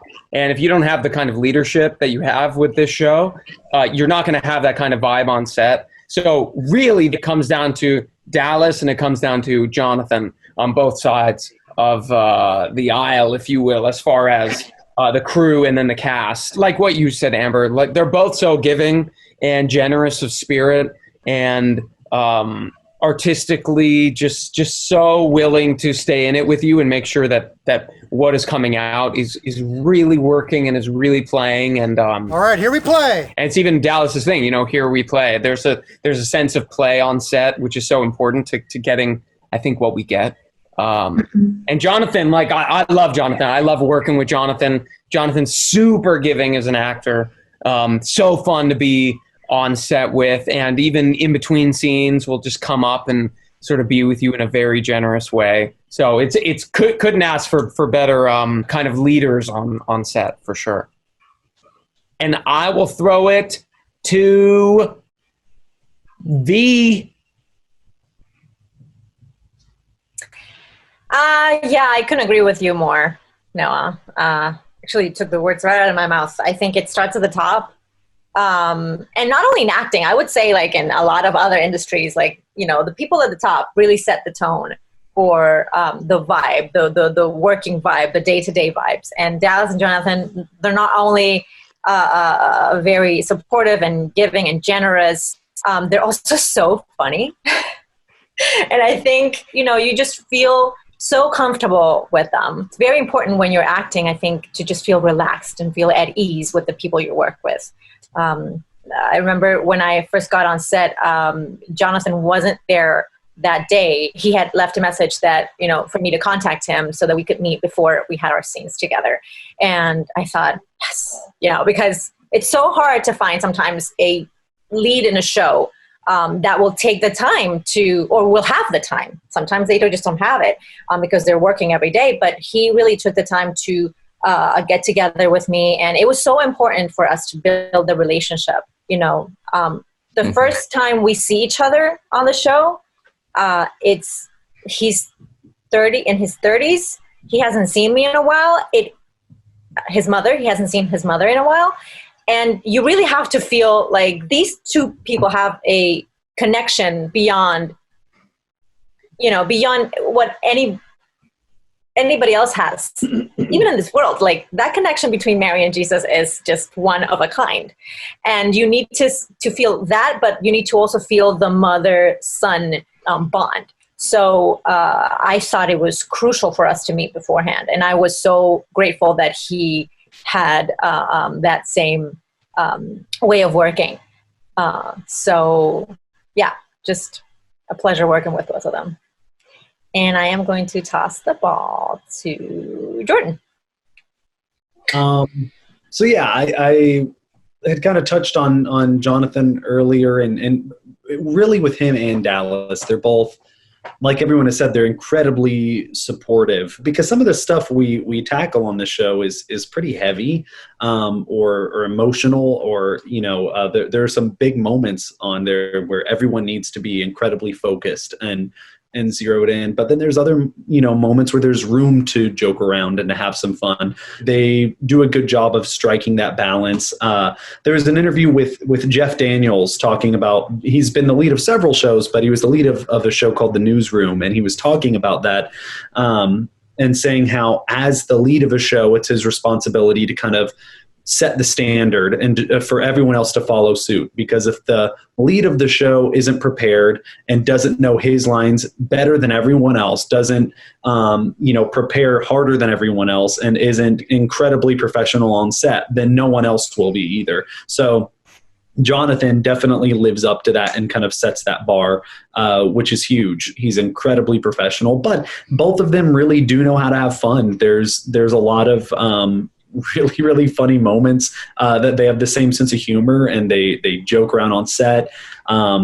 Jonathan, there's one thing, I don't know if any fans have ever noticed, but he'll comment or he'll post something on Facebook and I'll be like, I'm so proud of you, Dad. The reason I call him Dad, it's just to let the fans in on this little inside joke. One day we were shooting a scene where we're just walking through a field and he was leading all of us. And it was one of the last takes and I went up and just held his hand. Because he was alone up there, held his hand, and he kind of like pulled his hand away, and then I acted. He was like, "Fine." So he took my hand, and we kept walking. But that kind of turned into this running bit that little James wants Jesus to be his dad really bad, but Jesus doesn't. He's like, I'm here to teach. I'm not here to be a dad. So it's like little James is just always kind of like hovering around Jesus, calling him his dad, stuff like that. So now it's just this running joke, but it's like things like that where we're able to balance the seriousness and the importance of the message in the show with humor. And they do a great job of making it a professional and efficient set and production, but also a really, really fun one. What do you want for Father's Day? Because I really want to make it special for you, Dad. I can't hear you. I said, what do you want for Father's Day? It's not Father's working. Day's coming up. I don't know who. And I wanted to surprise you. I'm actually coming out to visit you this weekend for Father's Day. I can't. So that's okay, man. No, it's just all good. shoot me the address. I got the ticket to the Good, airport bro. near you, so just shoot me the address so I know exactly where. But I got a lot planned for you, Dad. Okay. No, I'm sorry. Whoa. I will pass it to Vanessa. Right. So I talk about Jonathan a lot in my last interview with you guys with Against the Tide. And I expected, going on set, I honestly expected Jonathan to be a diva. I've been on plenty of sets where the lead characters just stay in their trailer until the last second. They have their stand-in. They come in, they do this. They don't really even know you if you're a day player. They just come in, say hi. You do the scene and they go right back to their trailer. They're not around to talk or chat. And Jonathan took the time to meet me personally a couple days before our scene together, and took the time to tell me how excited he was to work with me and just got me hyped up. So hyped. And the moment I met him, I remember I thought, oh, like this guy, he's like the real deal. This guy is as close to, his eyes were just so inviting and warm, and just, he looks at you in the eyes when he talks to you. He's just so open. And I thought, man, this is going to be awesome. So it just was lovely to have that experience with him. And we got to have lunch on the day that we shot our scene, and we got to know each other more. And so it was just, he was a lovely, lovely person to act with. And then also, I don't know if you know this too, but he loved working with you. I remember we were doing scenes before, and we were about to kind of pick up where your guys' scene left off. So we hadn't really been filming at the time, and because it was just really you two. And I remember he was saying, he was like, the scenes are going really well. She's really fun to work with. Like, he really, really enjoyed working with you too. So I wanted you to know that also. Thank you. Oh, yeah. It was a rush. And then to see his interview, it's on the Chosen app. He has an interview with Dallas, and Jonathan talks about that scene at the well. And it's one of his, I think it was his second favorite scene.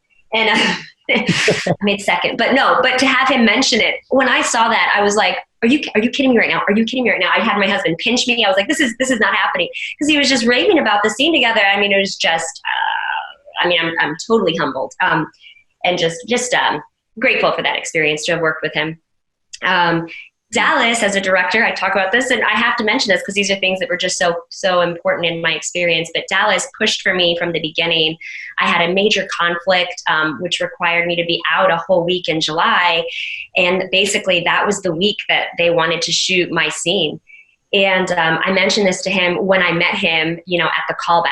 And he basically, in so many words, told me I got the part. And I was like, oh, and by the way, I'm not going to be around this 1 week. And his face just dropped because that was the week we were going to shoot, And I thought, well, there you go, Vanessa. This is what it feels like to come that close to getting it. And it's, the rug just slips out from under you. So I thought, that's it, and on the drive home, thought this is what it's like to come so close. But he ended up, a couple days later, I get a call from my agent, and Dallas switched around the whole shooting schedule so he could fit me in. Mm-hmm. And that to me says a lot about who he is as a director, because most directors for day player roles, small roles, like I mean, there are no small roles, but when you come on set and it's just for a day or two, I mean, you're replaceable. You can easily be replaced by any other actor, and there are so many out there who would love to take your spot. So I've had experiences where that has happened, and I've just been replaced in a second, and I get a call saying, sorry, we had to find someone else to fill in for you. He didn't do that, and he fought for me, and I'm so forever will be grateful for that as a director who sees you and wants you and will work hard to make it work, and that just was very powerful for me. I wanted to add about Dallas. He's the type of director that he's an actor's director. He's really easy to talk to. You don't ever feel intimidated, like he's your boss or something. It really does feel like a collaboration with him. You can come to him with ideas, even like between seasons. There's been a couple things that like I've thought of randomly and texted him and just been like, hey, this might be kind of cool. And whether or not he uses any of the suggestions, he's open to all of that. And another thing I really appreciate about him is, I don't know, some people may not have noticed, but I have cerebral palsy. One leg is just slightly longer than the other, so there's a little limp. I have a lift I wear in my shoe normally when I'm playing most roles, so you don't really notice it in those instances. But on The Chosen, I can't wear a lift because I'm wearing sandals. So the first day on set, he came up and he noticed a limp, and he said, hey, are you okay? He was just concerned that I got hurt or something. And I was like, no, I'm good. And I explained it to him.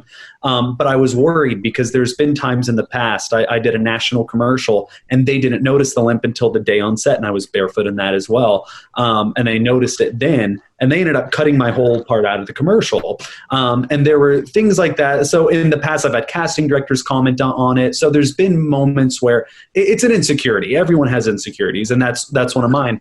So when he mentioned it, I was like, oh no, he's going to make my part smaller, or, he's worried about that, like that it's going to be an issue. But in between this first and second season, he started talking to me more and more about it. And he texted me and said, hey, I want to make this part of your character. I don't want to hide from it or do angles that avoid it. He was like, let's embrace that. So I haven't read the scripts yet. I'm excited to, but there are scenes in the second season that I know of that he's mentioned too. So I know it's okay to mention, but where other characters comment on my condition. And they're like, are you upset that Jesus hasn't healed you? If I had your struggle and I was watching what was happening today, I demand it. I don't know if I should. It just doesn't feel right. And I suppose I've just been grateful that he called me to follow him in spite of it, but it's never come up, not even once. And I'm just afraid that if I mention it to him, it will make him change his mind about me or something. And they kind of present these questions that are like, am I upset? Do I even need healing? Will I get healing in some other way? So there are things that instead of hiding from it, it's not something he ever intended for this character, but now it's going to add another layer to it, I think. So that kind of stuff, that he's willing to change course and adjust and do things. Like if there's some other idea or someone brings an idea to him, he's open and willing to say, okay, you know what, let's go with that. So yeah, I just wanted to say, I think that's really cool as well. If I could add something, I feel like that story is so powerful, Jordan. I didn't know it. But I feel like it really talks to the fact that the humanity of these characters, that is the focus. It's these people were human like you and me, with everything that comes with it. And unfortunately, like on TV and on film, sometimes you don't see that. You see the norm, the standard, the perfection, even of everything, beauty or gender or whatever. And yeah, I mean, people are people, and they always have been, and they always will be. It's not like through the years, the kind of human that we know today, the one that has the struggles, the humor, it's not like it adapted through the years. It has always been that way. It's not like it's through that line, all of a sudden, we developed like a sense of humor and the struggle of oppression. That's my 2 cents. So, yeah. Anyway, I have to say, little Noah too. Also, I do have to get going. But I know that we have more scheduled. It's just been I have to go and do some family stuff. But I don't know if others can stay or feel like it's, I just wanted to put that out to you. Okay. Yeah, that's I know that's you fine. said midpoint. I was like, I don't know that I could do another 2 hours. I have to handle some family stuff. But so I'm sorry. I completely understand. To leave, but yeah, that's fine. Completely understand about that. Okay. Yeah. All right. Man. Love. Sending love. Sending hugs from afar. Goodbye, everyone. This was a wonderful time. Seriously, thank you so much for including me in this, and I will talk to you soon. Lucky to see you. Okay. You too. Bye. Yeah. Talk to you soon. Now I'm gonna call and see who can fill in that empty gap. No. So anyway, Jenalynn. Yes. Alrighty. So, Lorena Fortuin asks, if you weren't actors, what other career choices would you have made? And I will throw it to Jordan. Catch it. Honestly, like, if I really had to say, it would be something else in the industry, whether it's screenwriter or director or producer or something along those lines. But for me, there's not really a plan B. Like, I have a day job. I do marketing. There are other things I enjoy doing. But now that, since finding acting when I was like 6, that's really all there's been. Like, that's like the only option for me. That's I'm kind of putting all my eggs in one basket, I guess. This is my thing. So yeah, as far as jobs like this, it's like the dream job, and it's something that I honestly can't imagine doing anything else. I will throw it to Amber. All right. Wow. Okay. So if I wasn't an actor, what other career choice would I have made? I mean, it really depends on what decade you met me in. I honestly grew up always wanting to do this and be this person, but the type of upbringing I had, it wasn't realistic. And so I had always had the plan to go into the medical field, and I just knew I was going to be a dentist. And then I even went to nursing school, actually, and I did really well in nursing school. My mother's a nurse, and it just comes naturally, but I think I was in the middle of changing someone's diaper, and I was like, this is just not for me. And but it takes a really beautiful, special, specific person to be a nurse, just like it does to be a teacher. And I felt like there's a way I wanted to give back that was more on the internal part of people and your mental health. And so even as an actor now, I like Jordan, I really don't have a plan B. I do marketing as well because it kind of keeps in your element. But there, as far as another career that I would do in addition to acting, or maybe one day when I decide to retire, is actually mental health and psychology, and being a psychologist, and create a foundation for people who don't have access to proper mental health. And so and I just really pray that one day I reach a platform, or a high enough platform, where I'd be able to create such foundation and bring it to places and areas and low income and people with no health insurance who desperately need mental health support and don't have it. So it's not really something I would, like a different career choice. It's just going to be an additional career choice. What is his background? Speaking of mental health. Exactly.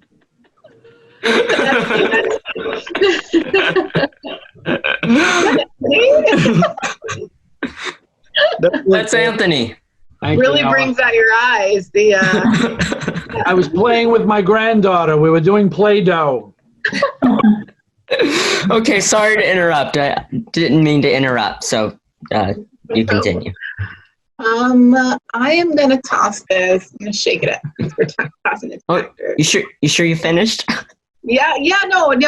That's it. I would go even in addition to acting and go into mental health, like just alongside of this. But this is passion, and I think I've told this to Jenalynn before that acting kind of chooses you. You don't really choose to do it. It's really like a calling. It's like sometimes you're like, why can't I be normal and do normal things? What is restful career in existence? Actors, they get more rejection in a year than most people experience in their lifetime. Like it's just we're already the most insecure people. We are already terribly insecure, and now you're being rejected for a living.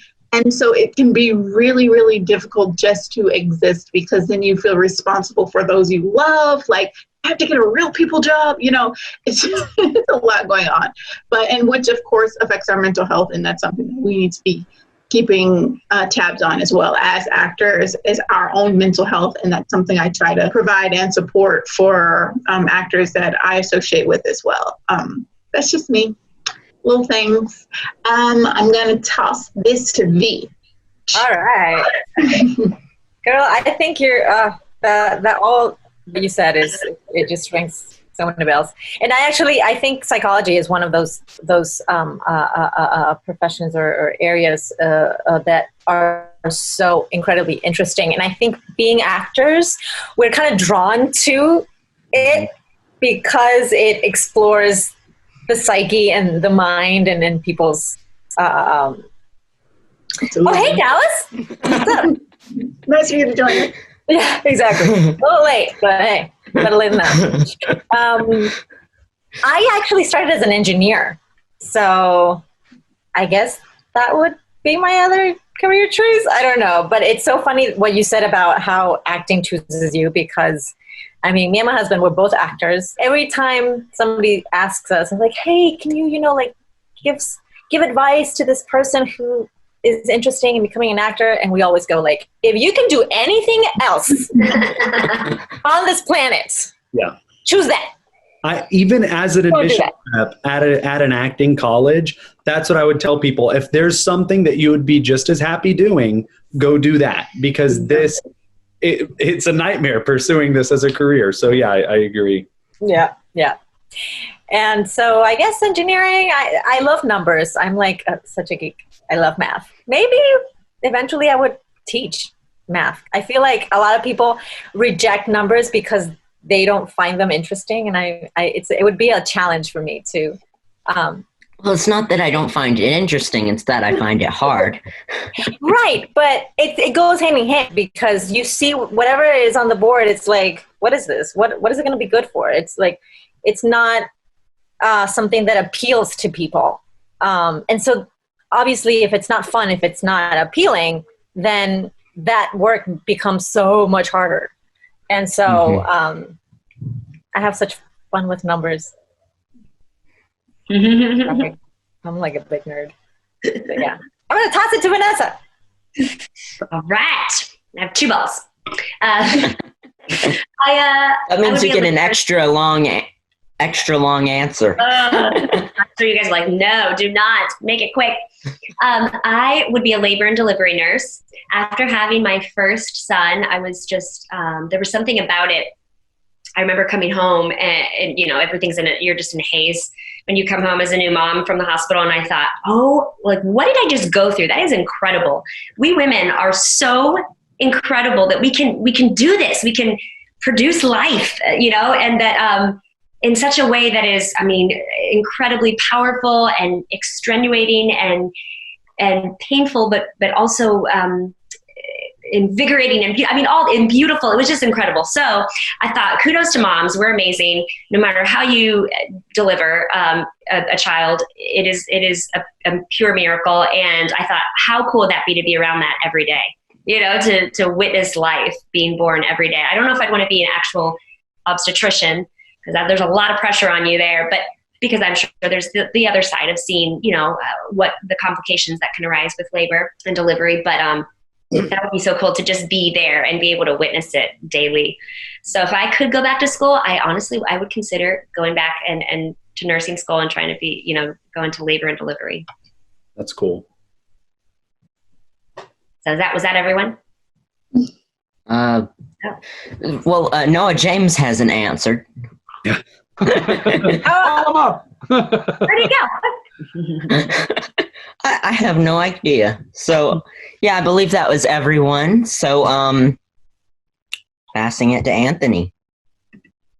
Okay, so we have a question from Virginia Hemel.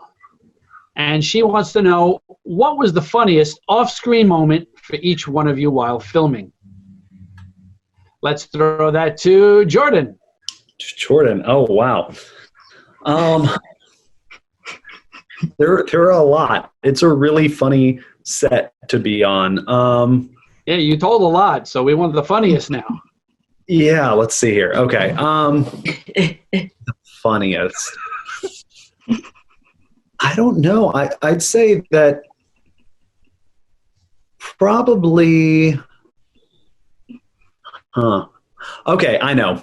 So one of the first days that we shot these last 4 episodes 5 through 8, there's one of the first scenes we shot was the scene where we're meeting the other apostles at a well, or at a fountain. And it's the scene where it's a pretty emotional scene, but it's where Nicodemus leaves some money there and he doesn't go with them. And it's really emotional. But we were shooting that and I saw...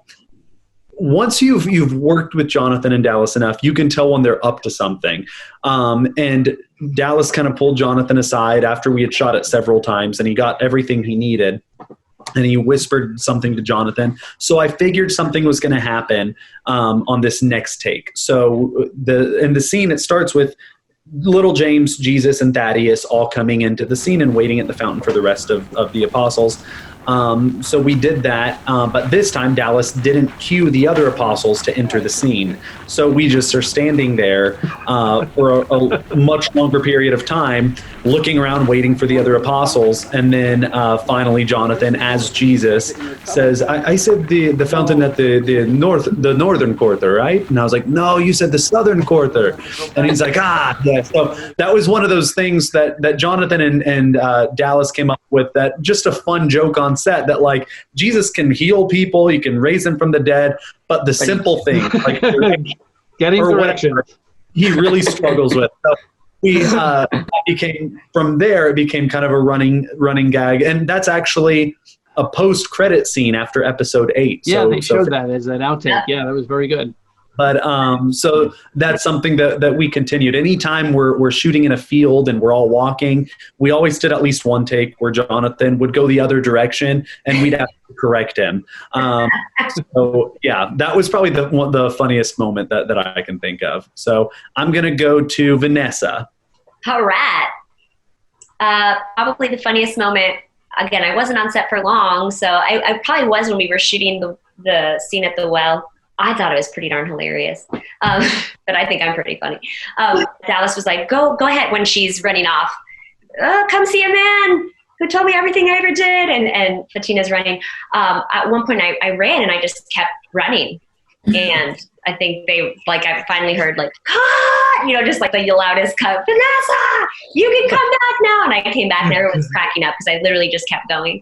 And then they said, I wish they had kept this. They said that I think maybe Jonathan said it because again, his sense of humor was great. Off camera would be hilarious, and I think he said we should in the shot where everyone's walking towards Samaria, they should have shown like a little Fatina like running up the hill, like she's way ahead of them. They're like, well, there she is. Yeah, she's not slowing down. This man, he told me everything you ever did. Yes, we've heard him for ourselves. They should have done it. We could have made it work.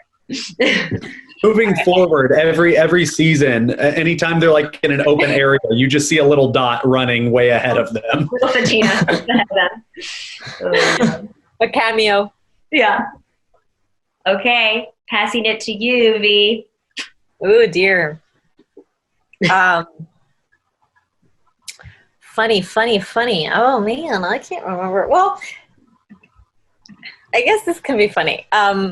we weren't shooting. I think we were done for the day. It was Friday. And I guess every Friday they had like a little raffle kind of thing. Do you guys remember that? I don't know if you guys remember that, but so everybody would buy like put in $5. And so at the end of the day, they would draw a name. And so whoever gets drawn would get the jackpot. And I had been there for like 2 days. And I was like, okay, I have terrible luck. Like I don't win anything. That day, I got the jackpot. And it was funny because I drew they made me do it. And so I'm like, oh, it's me. Oh, it's me. So everybody just started crying up. And I had it really is me. Like I was so surprised. Because like I said, I never win anything. Yeah. But you have no idea how much that money helped me. I had to take both my mom and my baby to Texas so that I would be able to be in the show. So I had a lot of expenses. And so it was quite literally heaven sent. Mm. And I'm going to toss the ball. I guess to Amber. Me. Okay. Well, like Vanessa, I didn't get to spend too much time on set to really get a lot of those super awesome moments on set. And of course, if you remember, my scenes were kind of emotionally intensive. And so usually when you have scenes like that, you don't really get a lot of time to play because you're really getting in your zone emotionally. And so I kind of missed out a little bit on that. Unrelated to the cast, one of my favorite actresses was on set, just stopping by. Her name was Yvonne Orji, and I was like so excited to see her. Nothing like crazy funny happened, but she's like hilarious because she's also a comedian as well. And so I was fangirling, and I really try to stay cool, what's up, too. But it was just like, when I saw her, I was like waiting to talk to her. They're like, Amber, you need to go eat because this is SAG schedule. I'm like, but please, I just have to talk to her. But she was really awesome. She was hilarious. She was funny, really down to earth. That was one of my favorite moments on set. It was totally unexpected, and it was like 155 degrees outside because we were filming the leper scene. And it was right after that. Everyone took off already, and I was just holding back my little fangirl heart, just hoping for a moment to talk to her. And she granted me that moment. It was really sweet. Really humble. I love it when actors do that. I love it when they take time to just appreciate the people who kind of support you. You have to really think that you wouldn't be where you are if there was no one watching you, right? And there was nobody who cared. And so to know that, I try to do that as well when I'm sorry, I'm on a tangent, but I do try to do that as well when I get fans that send messages and I think fans, oh my goodness. They are. They're fans. They'll send a message, and it's still so surreal just thinking about that. This game of tonight is surreal. And they're like, "Hey, Amber, I just want to let you know," or they're commenting on this, and I try to take time to really appreciate that because it's like you don't ever want to forget how you got where you are. And so it wasn't hilarious or anything, but it was just a really nice, warm, heartwarming moment on set. So, Tera. This next question is from Linda Emmerich from Light of the World, and she asks, there are many exciting future events in the Gospels, feeding the 5,000, Jesus walking on water, Jesus flipping tables in the temple, and many more. Is there a certain event that you look forward to seeing the most? And I'll toss this to Jordan. Oh man, I'm excited about all of those. I think one that I've talked to with a lot of the other apostles on set. I think one that we're really looking forward to is the crucifixion scene and the scenes leading up to it, the torturing and all of that, which sounds weird. I'm not looking forward to that it's a positive thing, but it's as actors, we're on we're playing these characters that have this really close, intimate relationship, and they and this bond, and they went through so much together. But we're, as a result, getting to go through difficult things together as actors and as people. Obviously, we're not going through the exact same things the apostles went through, but we are creating bonds and strong relationships and growing really close. So by the time we get to that in the 7th season, it's going to be really, really impactful, I think, and emotional, because we'll have had years worth of memories and chemistry and all these things that we're building. And when we get to that, it's going to be very emotional and difficult to watch, not only as our characters watching it happen to Jesus, but as people watching it happen to our friend Jonathan. So I think that's going to be something that will really, really resonate with the viewers, and it's going to feel that much more real, because we as actors and as people are going to, be right there with them. We're going to be experiencing that, and it'll be difficult for a lot of reasons. Another, because that'll be the final season of the show, so that'll be, the emotions from that will be tough too, because we'll have gone through all this huge journey together. So I think that'll be one of the most challenging scenes, but also I think one of the most rewarding scenes as well. Although I should say that I heard Dallas say at some point that he does hope to end it with past the crucifixion. Yeah, so another season without, with life without Jesus, or life without his physical. Right, and he talked about following, doing the Book of Acts potentially and stuff like that. So yeah, fingers crossed, that would be awesome. But yeah, so I will throw the ball to V. I think the crucifixion is definitely and I guess one thing, I'm not sure exactly how the question was worded. I don't know if it's one that we want to see or we want to shoot. Is there a certain event that you look forward to seeing?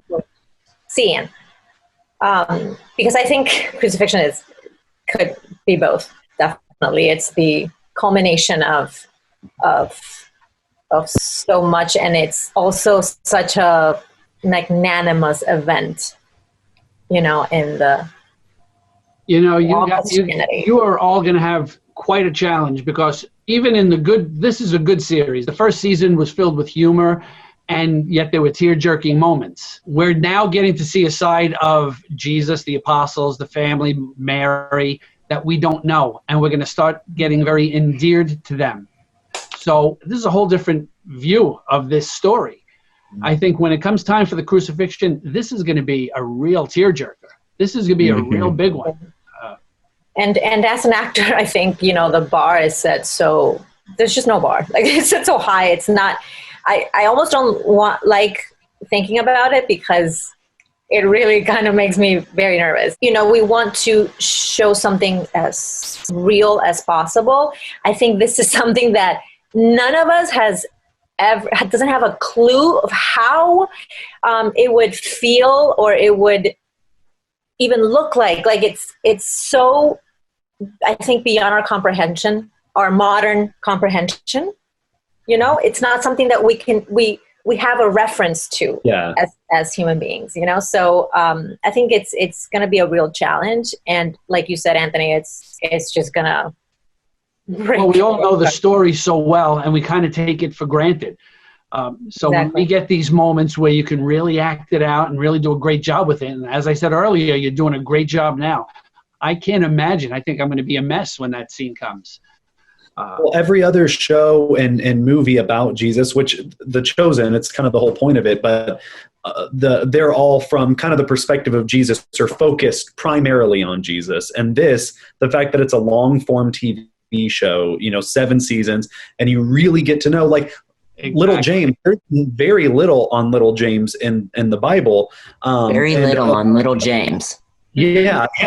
But it's like all of these characters, we're able to really flesh them out, and you get to see their relationships and how much they mean to one another. So I think by the time we get to the crucifixion, you're not just watching it, with this connection to Jesus. You're watching it with a connection to everyone and knowing their relationships with Jesus. So watching it through their eyes, seeing their friend, it's because with everyone else, it's like, if you're a believer, Jesus, but it's in a different way. It's a different level. These people were friends with him. They sat with him and ate with him and drank with him. So it's like knowing that they're watching their friend that they've spent the last however many years with, going through all of these different things with, and seeing this horrible thing happen to him, I think will be really, really moving.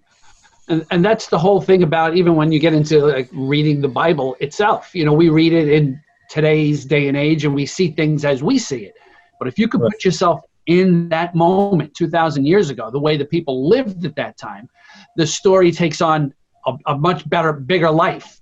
And you guys are doing that right now. You're again, fine job.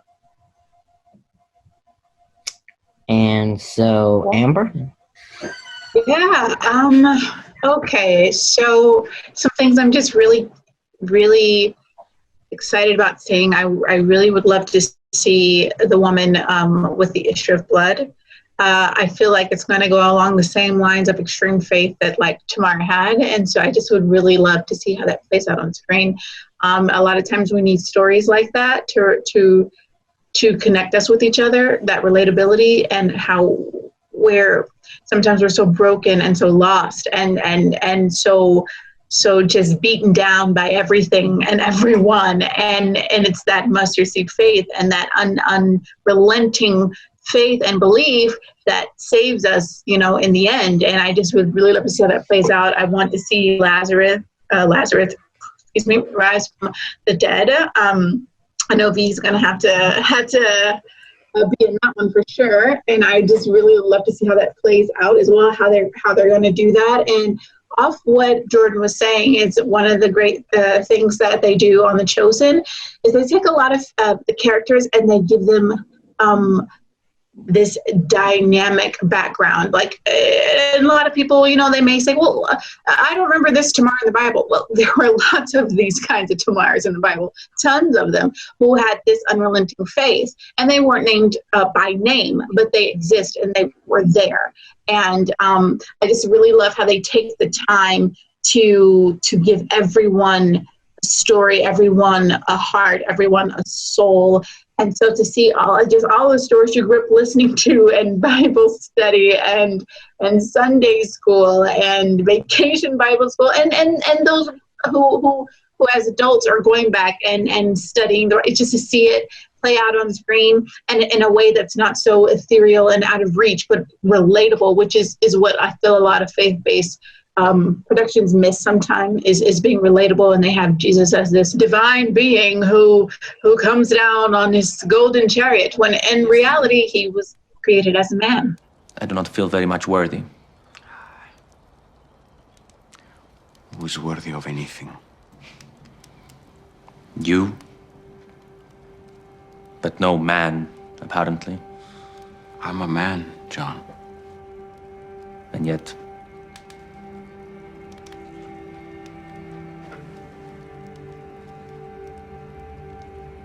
I am who I am.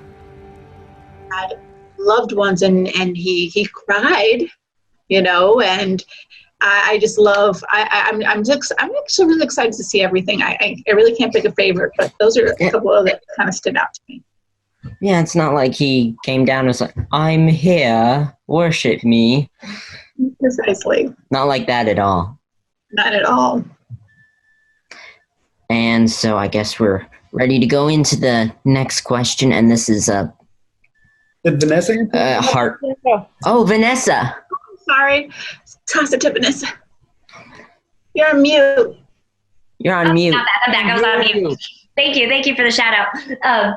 Yes, so I would love to see all of that and the resurrection. I think of when Mary goes to the tomb, Jesus' body is not there, and she's trying to figure out where he is, and then he appears to her. So cool.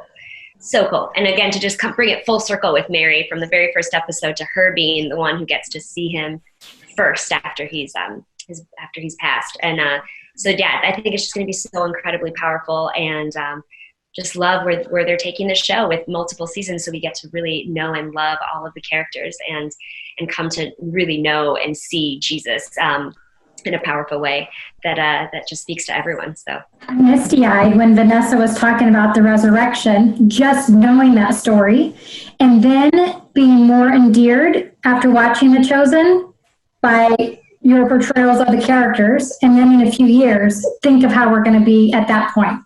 I got misty-eyed telling your story, just hearing that in a few years, man, watch out. Whew, I know. I guess the host could answer this question too, because it's saying, what do you look forward to seeing? Anthony, I'm throwing it to you. All right. I don't think I have any one particular answer. There's so much story still to tell. I'm just excited to see how this whole thing is going to unfold, because you're doing it in such a different way that's what's making this so great. Yeah. We're seeing stories that aren't in the Bible. So yeah, technically, maybe they didn't happen, but that's not the point. The point is you're making us understand how they felt in that time, because we know the story. So you're kind of filling in the gaps. I told you, I think I'm going to be a mess at the resurrection. Yeah. I mean, a mess at the crucifixion, but there's just so much good to come before that. Even though the crucifixion resurrection is the high point, you guys are building a lot of high points now. I mean, every time I watched a new episode, I just couldn't wait to see what was going to unfold and the new funny line that was going to come out. It was really good. So I'm not looking forward to any one particular. I'm looking forward to a beautiful, beautiful, well done 7 seasons. Maybe it'll go more, because I think this is going to really snowball. I think Dallas is going to get his 1 billion people easily. I think so. Imagine that you're going to be entertaining, telling a story to 1 billion people. You will. The greatest story ever told. Definitely deserves that. It certainly is the greatest story ever told. Yeah. Good news. Let me toss it to Jenalynn. I throw it to Jenalynn before. Tera, let me throw it to you. You answer the question. Yeah, so much. I'm going to have to say the resurrection.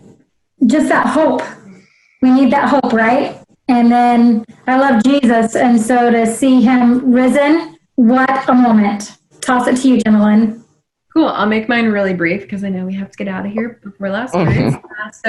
I would agree with Amber. I think Amber said this, the woman with the issue of blood. I just really love that story. And when I visited Israel, they had this beautiful mural at Magdala that depicted that story. And it is just so impactful for me. And I really love that story. And of course, the resurrection as well. But and I'll take it back to Noah. Something that I'm actually looking forward to seeing with them portraying in a different way is the actor they're going to get to play Judas Iscariot. Judas. Yeah, that's really going to be something, and I think they'll really portray him in a different way, like show a lot of backstory. He's an orphan and a poet. I told you not to call me that. And not just bringing him in at the last moment, where he's the guy who portrayed Jesus. I want the fans to be crying at that moment, actually. If they could actually like the character early on, it'd be so much more meaningful. Yep. When it's a tragic character. Mm-hmm. So I'm really looking forward to seeing what they do with that. And so anyway, on to the next question. And this is a serious question, and we got to have that every now and then. And I think it's important. What is your favorite grab-and-go snack? Okay, serious.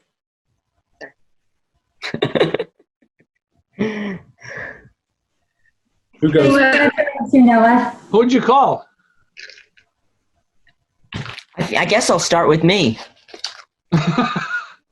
Corn nuts. Nice. I've been waiting to eat these. That's why I did the whole Zoom room, just so I could eat these. No, that's... Okay, where's your favorite snack? I'll go next. Mine are probably Reese's Pieces. Yeah. Oh, Jordan. I'm going to grab mine. Okay. So yeah, I'm going with that. Amber, what are yours? Reese's Pieces are pretty awesome. Yeah. Hot Cheetos are amazing too, but they don't have those in Spain. I'm going to stick to being healthy and have my healthy cashews. Or pipas. I made apple crumble tonight, and I didn't get a chance to eat it. So I'm going to eat that tomorrow. No, or right now, late night. It's only 3 a.m. in Madrid. That's the time where they have dinner anyway. So Getting married, I have to fit my dress. Cashews. That's a good habit. What about you? Mine is cleverly hidden right here. It might look like an ordinary chair, but when you open it, they come out. My M&Ms. I love that. I need that so bad. I love M&Ms. I mean, really, with me, it's like anything chocolate. Basically.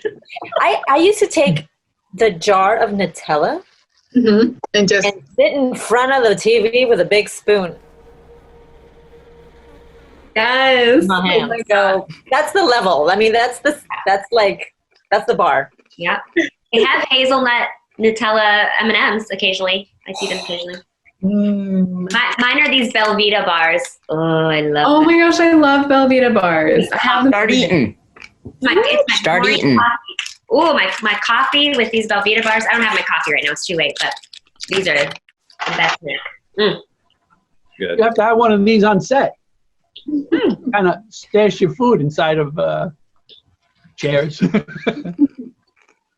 Anybody else? Close it up here. So anybody else have snacks? Tera, Jenalynn? Yeah. My weakness is a little bit of chocolate. Every day off with bacon and eggs, and I feel like I start my day off with a little bit of treat, just having that yummy bacon.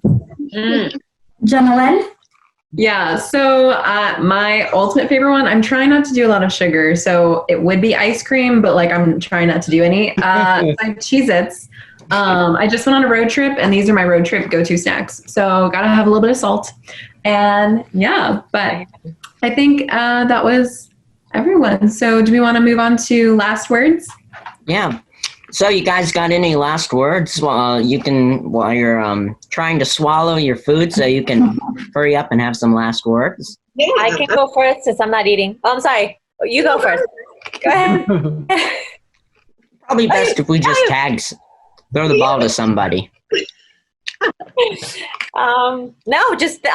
for doing this. Thanks for having us. It was so much fun to see the faces I hadn't met before, which is amazing. So thank you for that, Noah and Anthony and Tera and Jenalynn. Nice to see people who I had seen before, like Jordan and Noah.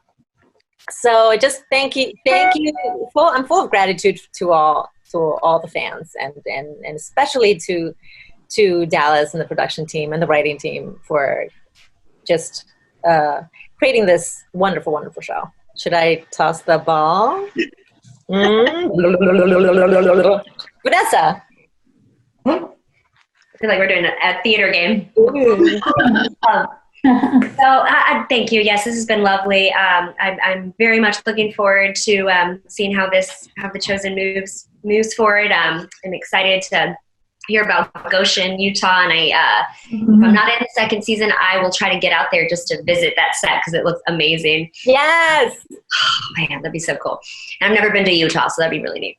But yes, thank you. This is always so much fun and a great way to get to reconnect with people, especially during quarantine times, COVID times, where we're just stuck as actors, stuck at home and not getting many opportunities to meet. So thank you. This has been fun. And Amber.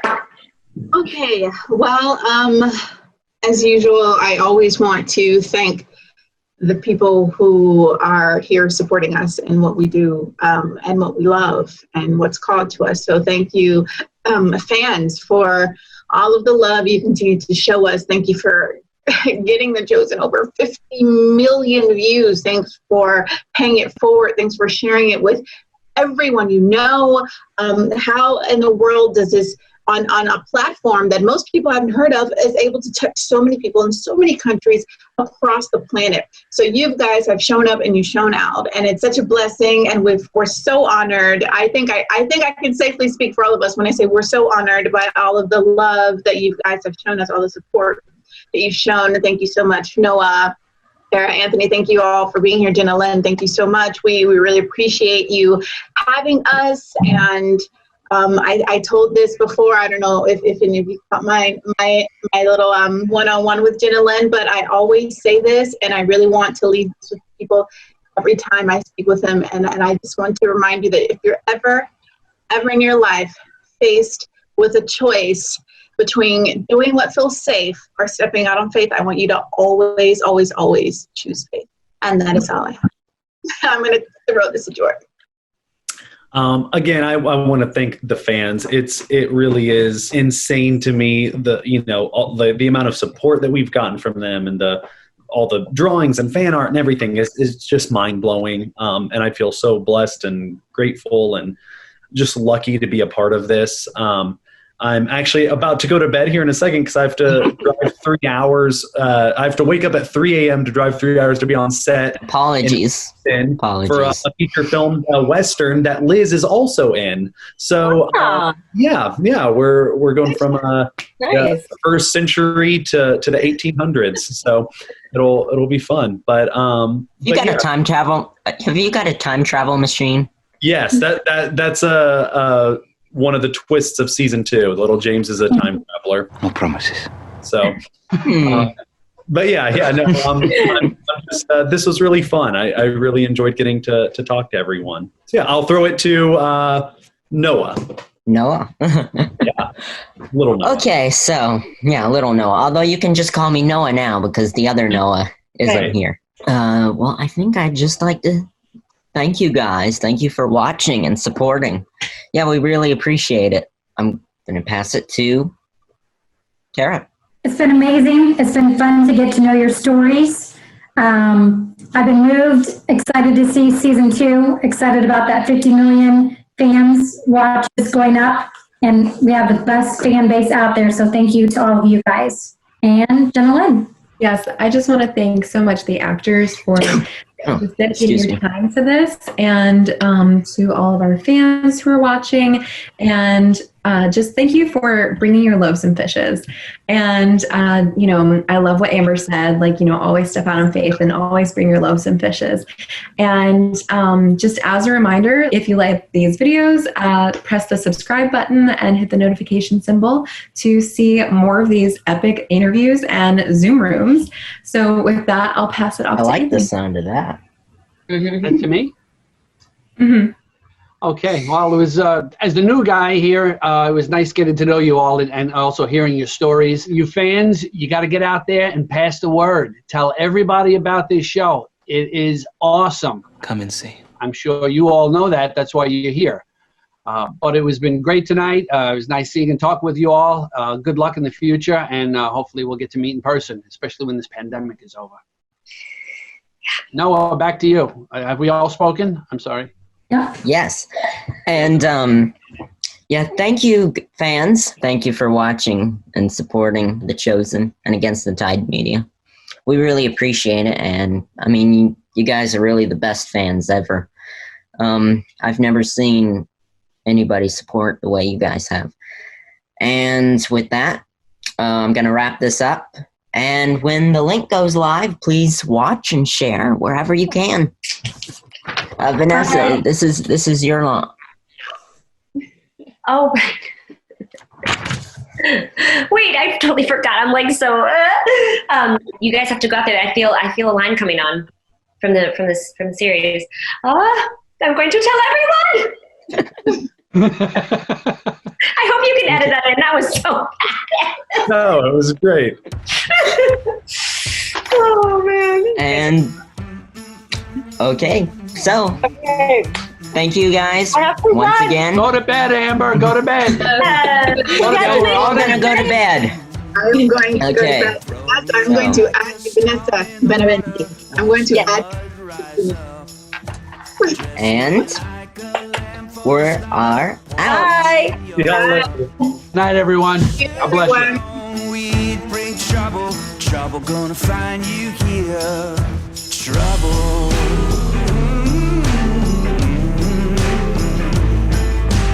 Trouble.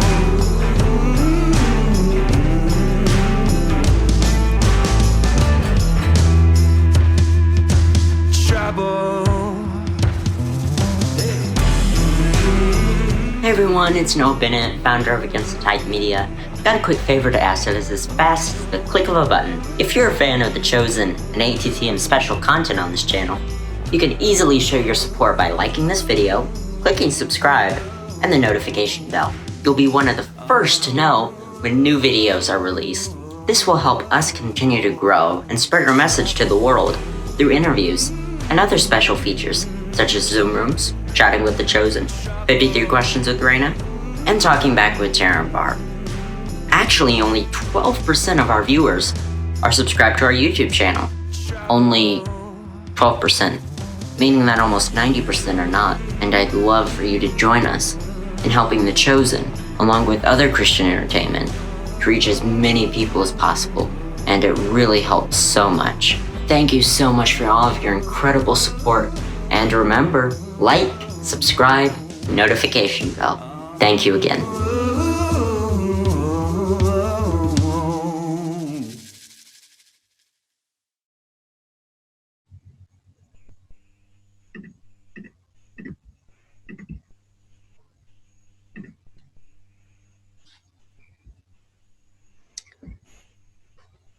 Hello, hello. Hello, hello. Can you hear me? Yes, I can hear you, but I cannot see you. I know. I'm working on my audio first. Sounds good?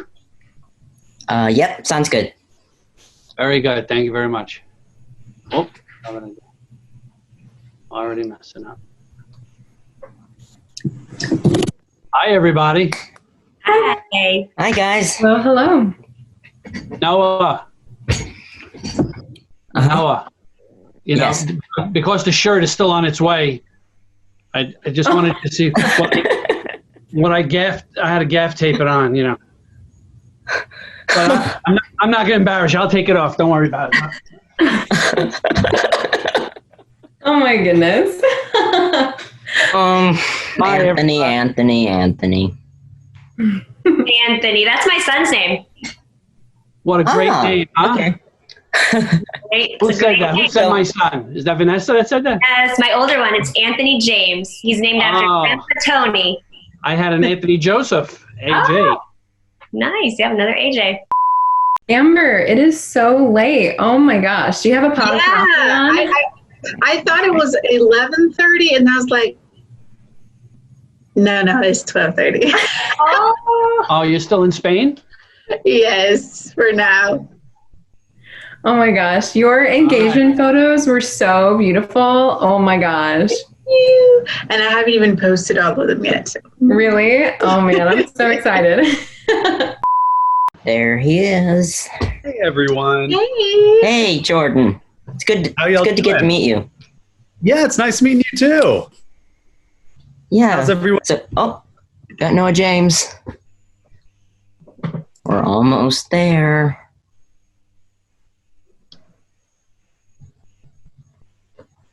Hey, Noah. Hello. Hey, sorry I'm late, you guys. Oh, no worries about that. Hello, everyone, by the way. Hi, friends. Hey, Noah. Hi, Noah. How are you? So, Noah, how are we going to distinct the difference between you and me? It's a good question. Maybe, I don't know, maybe we discuss beard or no beard. You can call me Bearded Noah. You could use my whole name. You could just call me Noah James if that's easier. Yeah. Big Noah, I think someone suggested at some point, which is funny because I'm not that tall, so I normally would not get that. Yeah, Jenna, my creative consultant, suggested that. So, right. Yeah, and who knows? I mean, for all we know, I could be taller, you could be taller. So I guess this is a whole age thing. That's true. The old. Yeah. Wiser, Noah. Yes. Wise, Noah. Like, it's going to be me, Jenalynn, Anthony, and Tera. I almost said Justin. Sorry. I know we're all over the globe, so I'd love to hear where everybody's calling from. Does anybody know where Cleveland, North Carolina is? No. Didn't think so. So, yeah, I'm in So- LA. I don't know if anyone else is in LA. I'm in Fort Worth. New York City. Okay. Cool. Amber, are you in? Where are you? I'm in Madrid. I'm in Spain right now. Madrid. Absolutely. I think you've got us beat. A long distance call. Vanessa B is coming in. Well, I guess we're just calling her V. BB. Hey. Okay, connected to audio. Hello. Hi. Hey, Vanessa. I have like the most terrible setup. I just realized. Your backlight is putting you in a shadow, yeah. The thing is, I usually do this when it's like earlier in the morning and it's worked. But now it's just... All right, everybody hang up. We'll be back tomorrow morning. Oh, Anthony, you're getting. Guess what?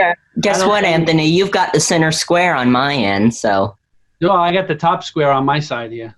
But on YouTube, it'll show you as the center square, so you'll be in the middle of I can do everybody. like the Brady Bunch thing. Hi, hi, everybody. It's good to see you all. Hey.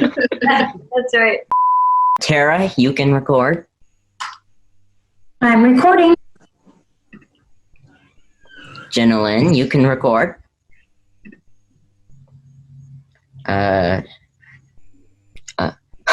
Sorry, I forgot your name. The guy in the middle. Anthony. Where are you on the board?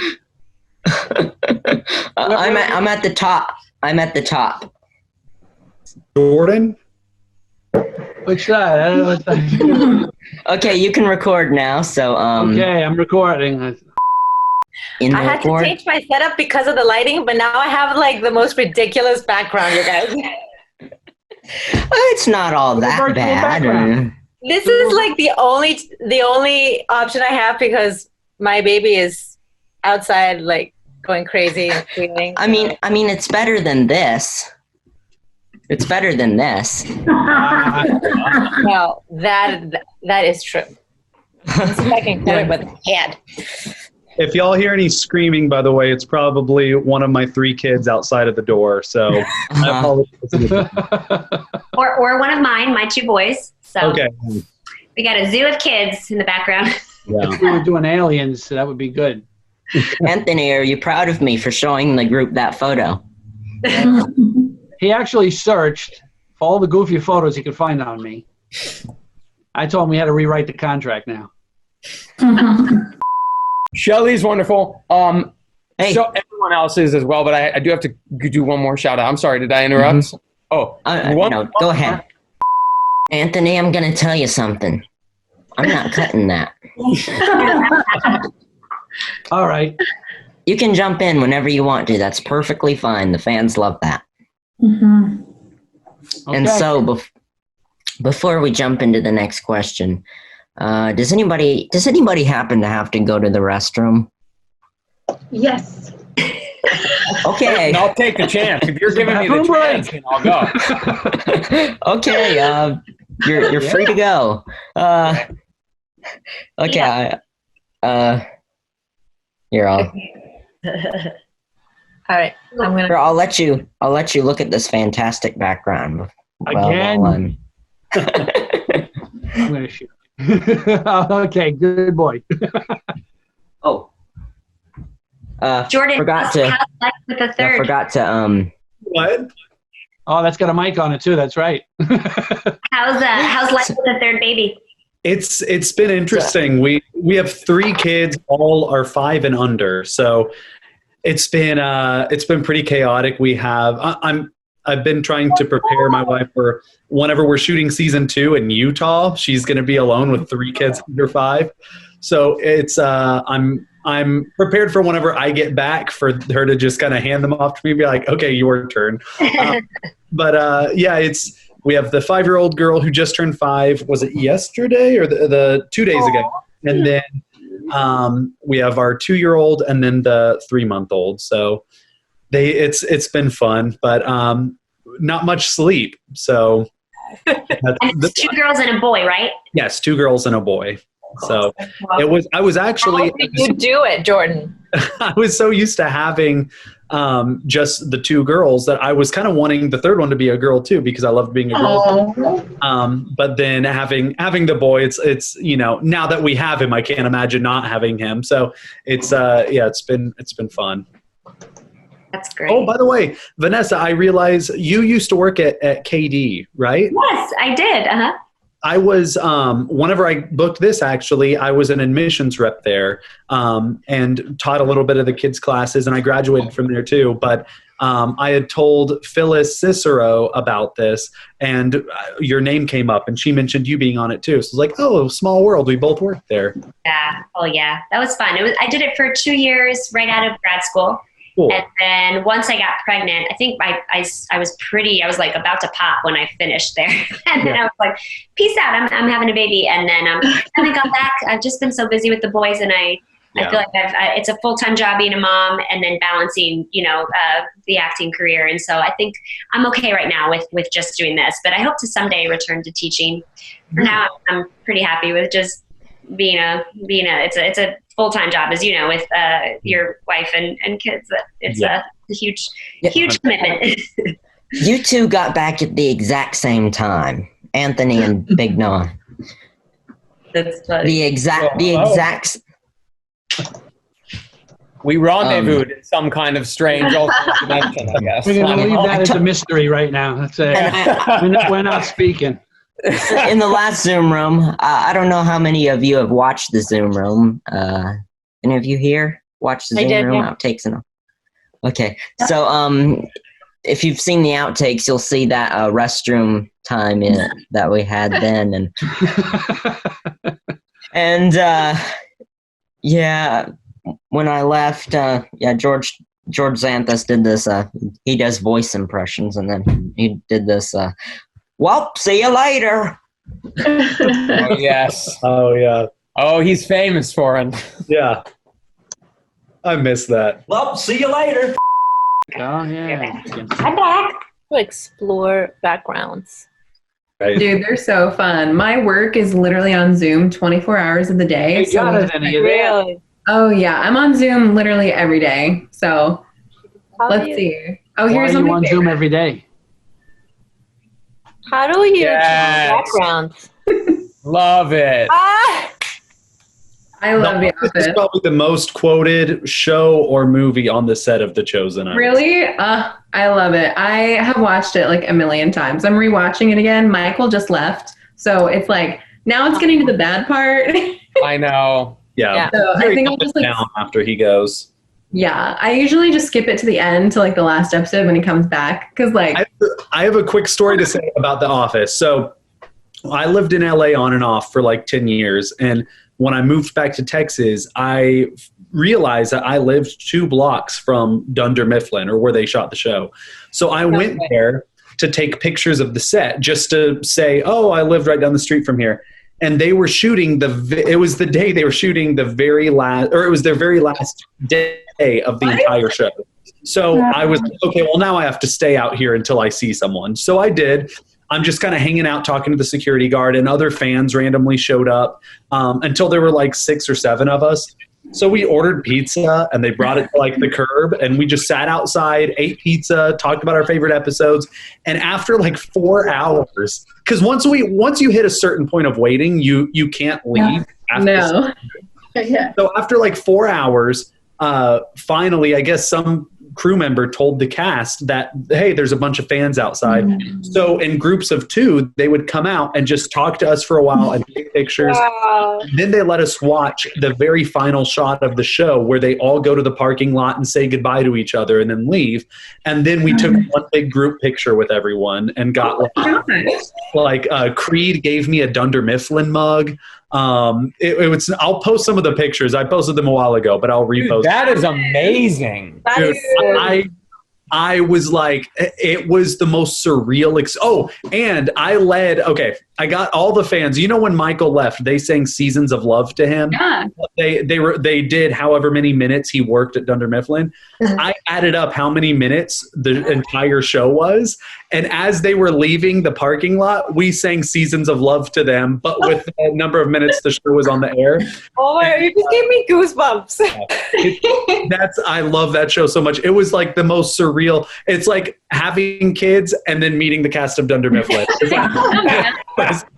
It was the most. And then getting married. You know, like. Yeah. She understands. Yeah. Wow, so I didn't know they shot that in Dallas.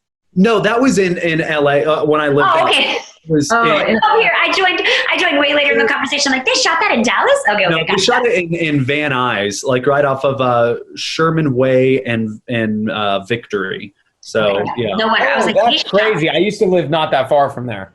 Really? Yeah, we may have been like really close neighbors back in the day. I know, that's true. Yeah. That's before you bought the house? Before I bought my chosen house.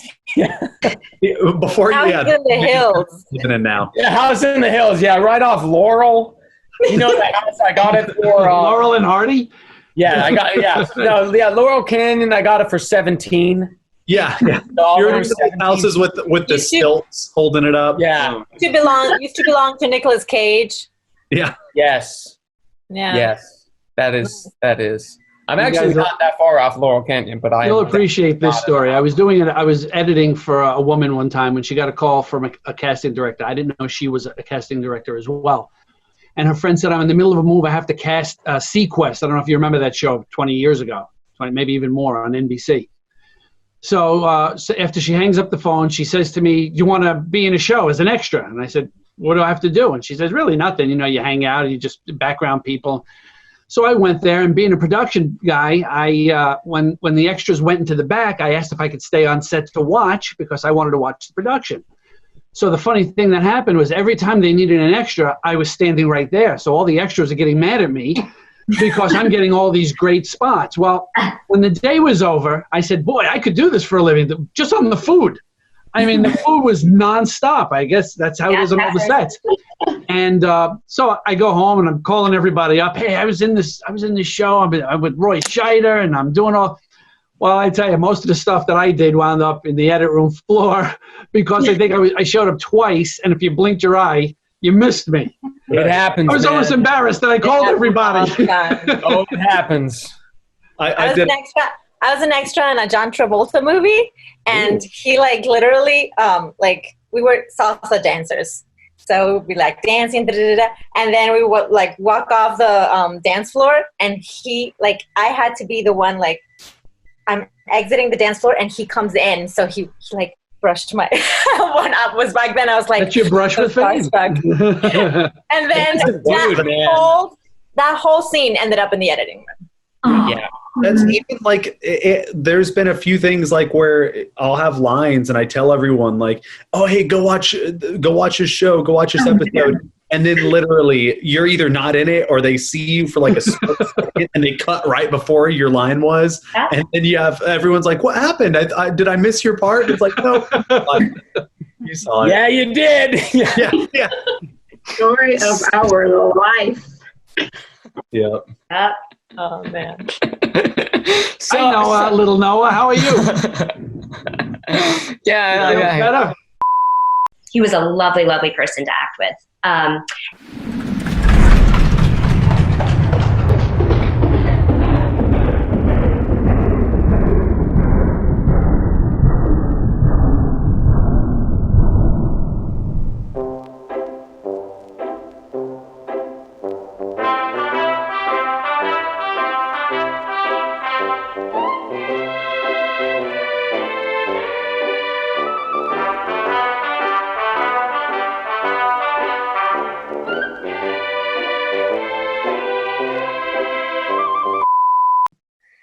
Okay, so the next question is for Jenalynn to ask. But evidently I'm supposed to ask you, Amber, about if you can see that there. Jenna wrote this for me.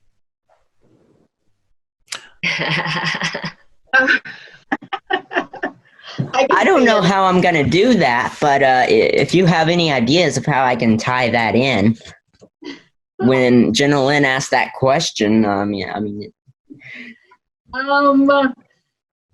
going to be hard to do because it's like such a small room and it's 3 a.m. almost.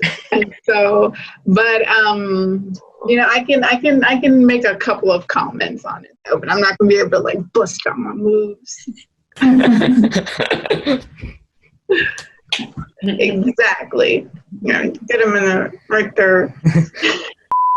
I'm kind of putting all my cards on the table, or all my eggs in one basket, I guess. This is my thing. So why don't we just get to Tera's question then, Noah, and we can call it a night. Yeah. Thank you, guys. Yeah. I guess Amber, for you, it's 1 minute to 3. Where are you, by the way?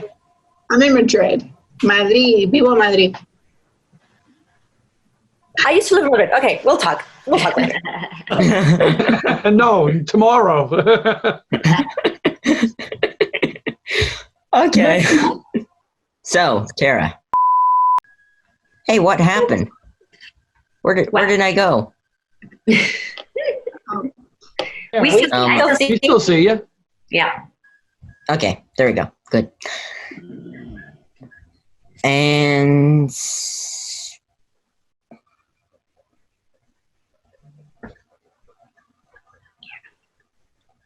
okay, so but I was waiting for Vanessa to say something. No. Okay, I did go. Yes, I was one of the first. I did go. Oh, yeah. Okay. Now I think it's just the host.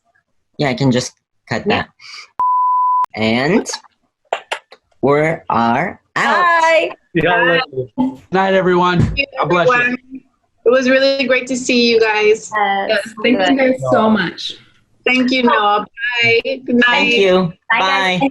Hey, Noah, what do we do with the recording? We stop recording and then do we do anything with it?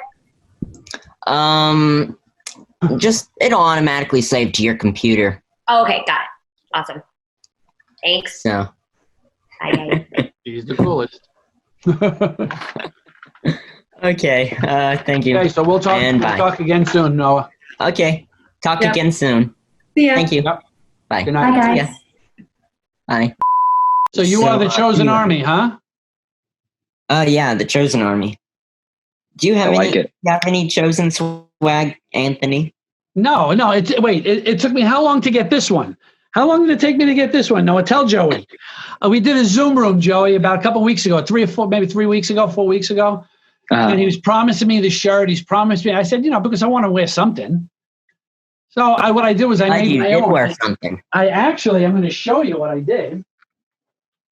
I actually put this on, and I kind of gaff taped it. And then when I said to him, I don't want to embarrass you, so I'll take it off. And when I turned around, on the back, it said this.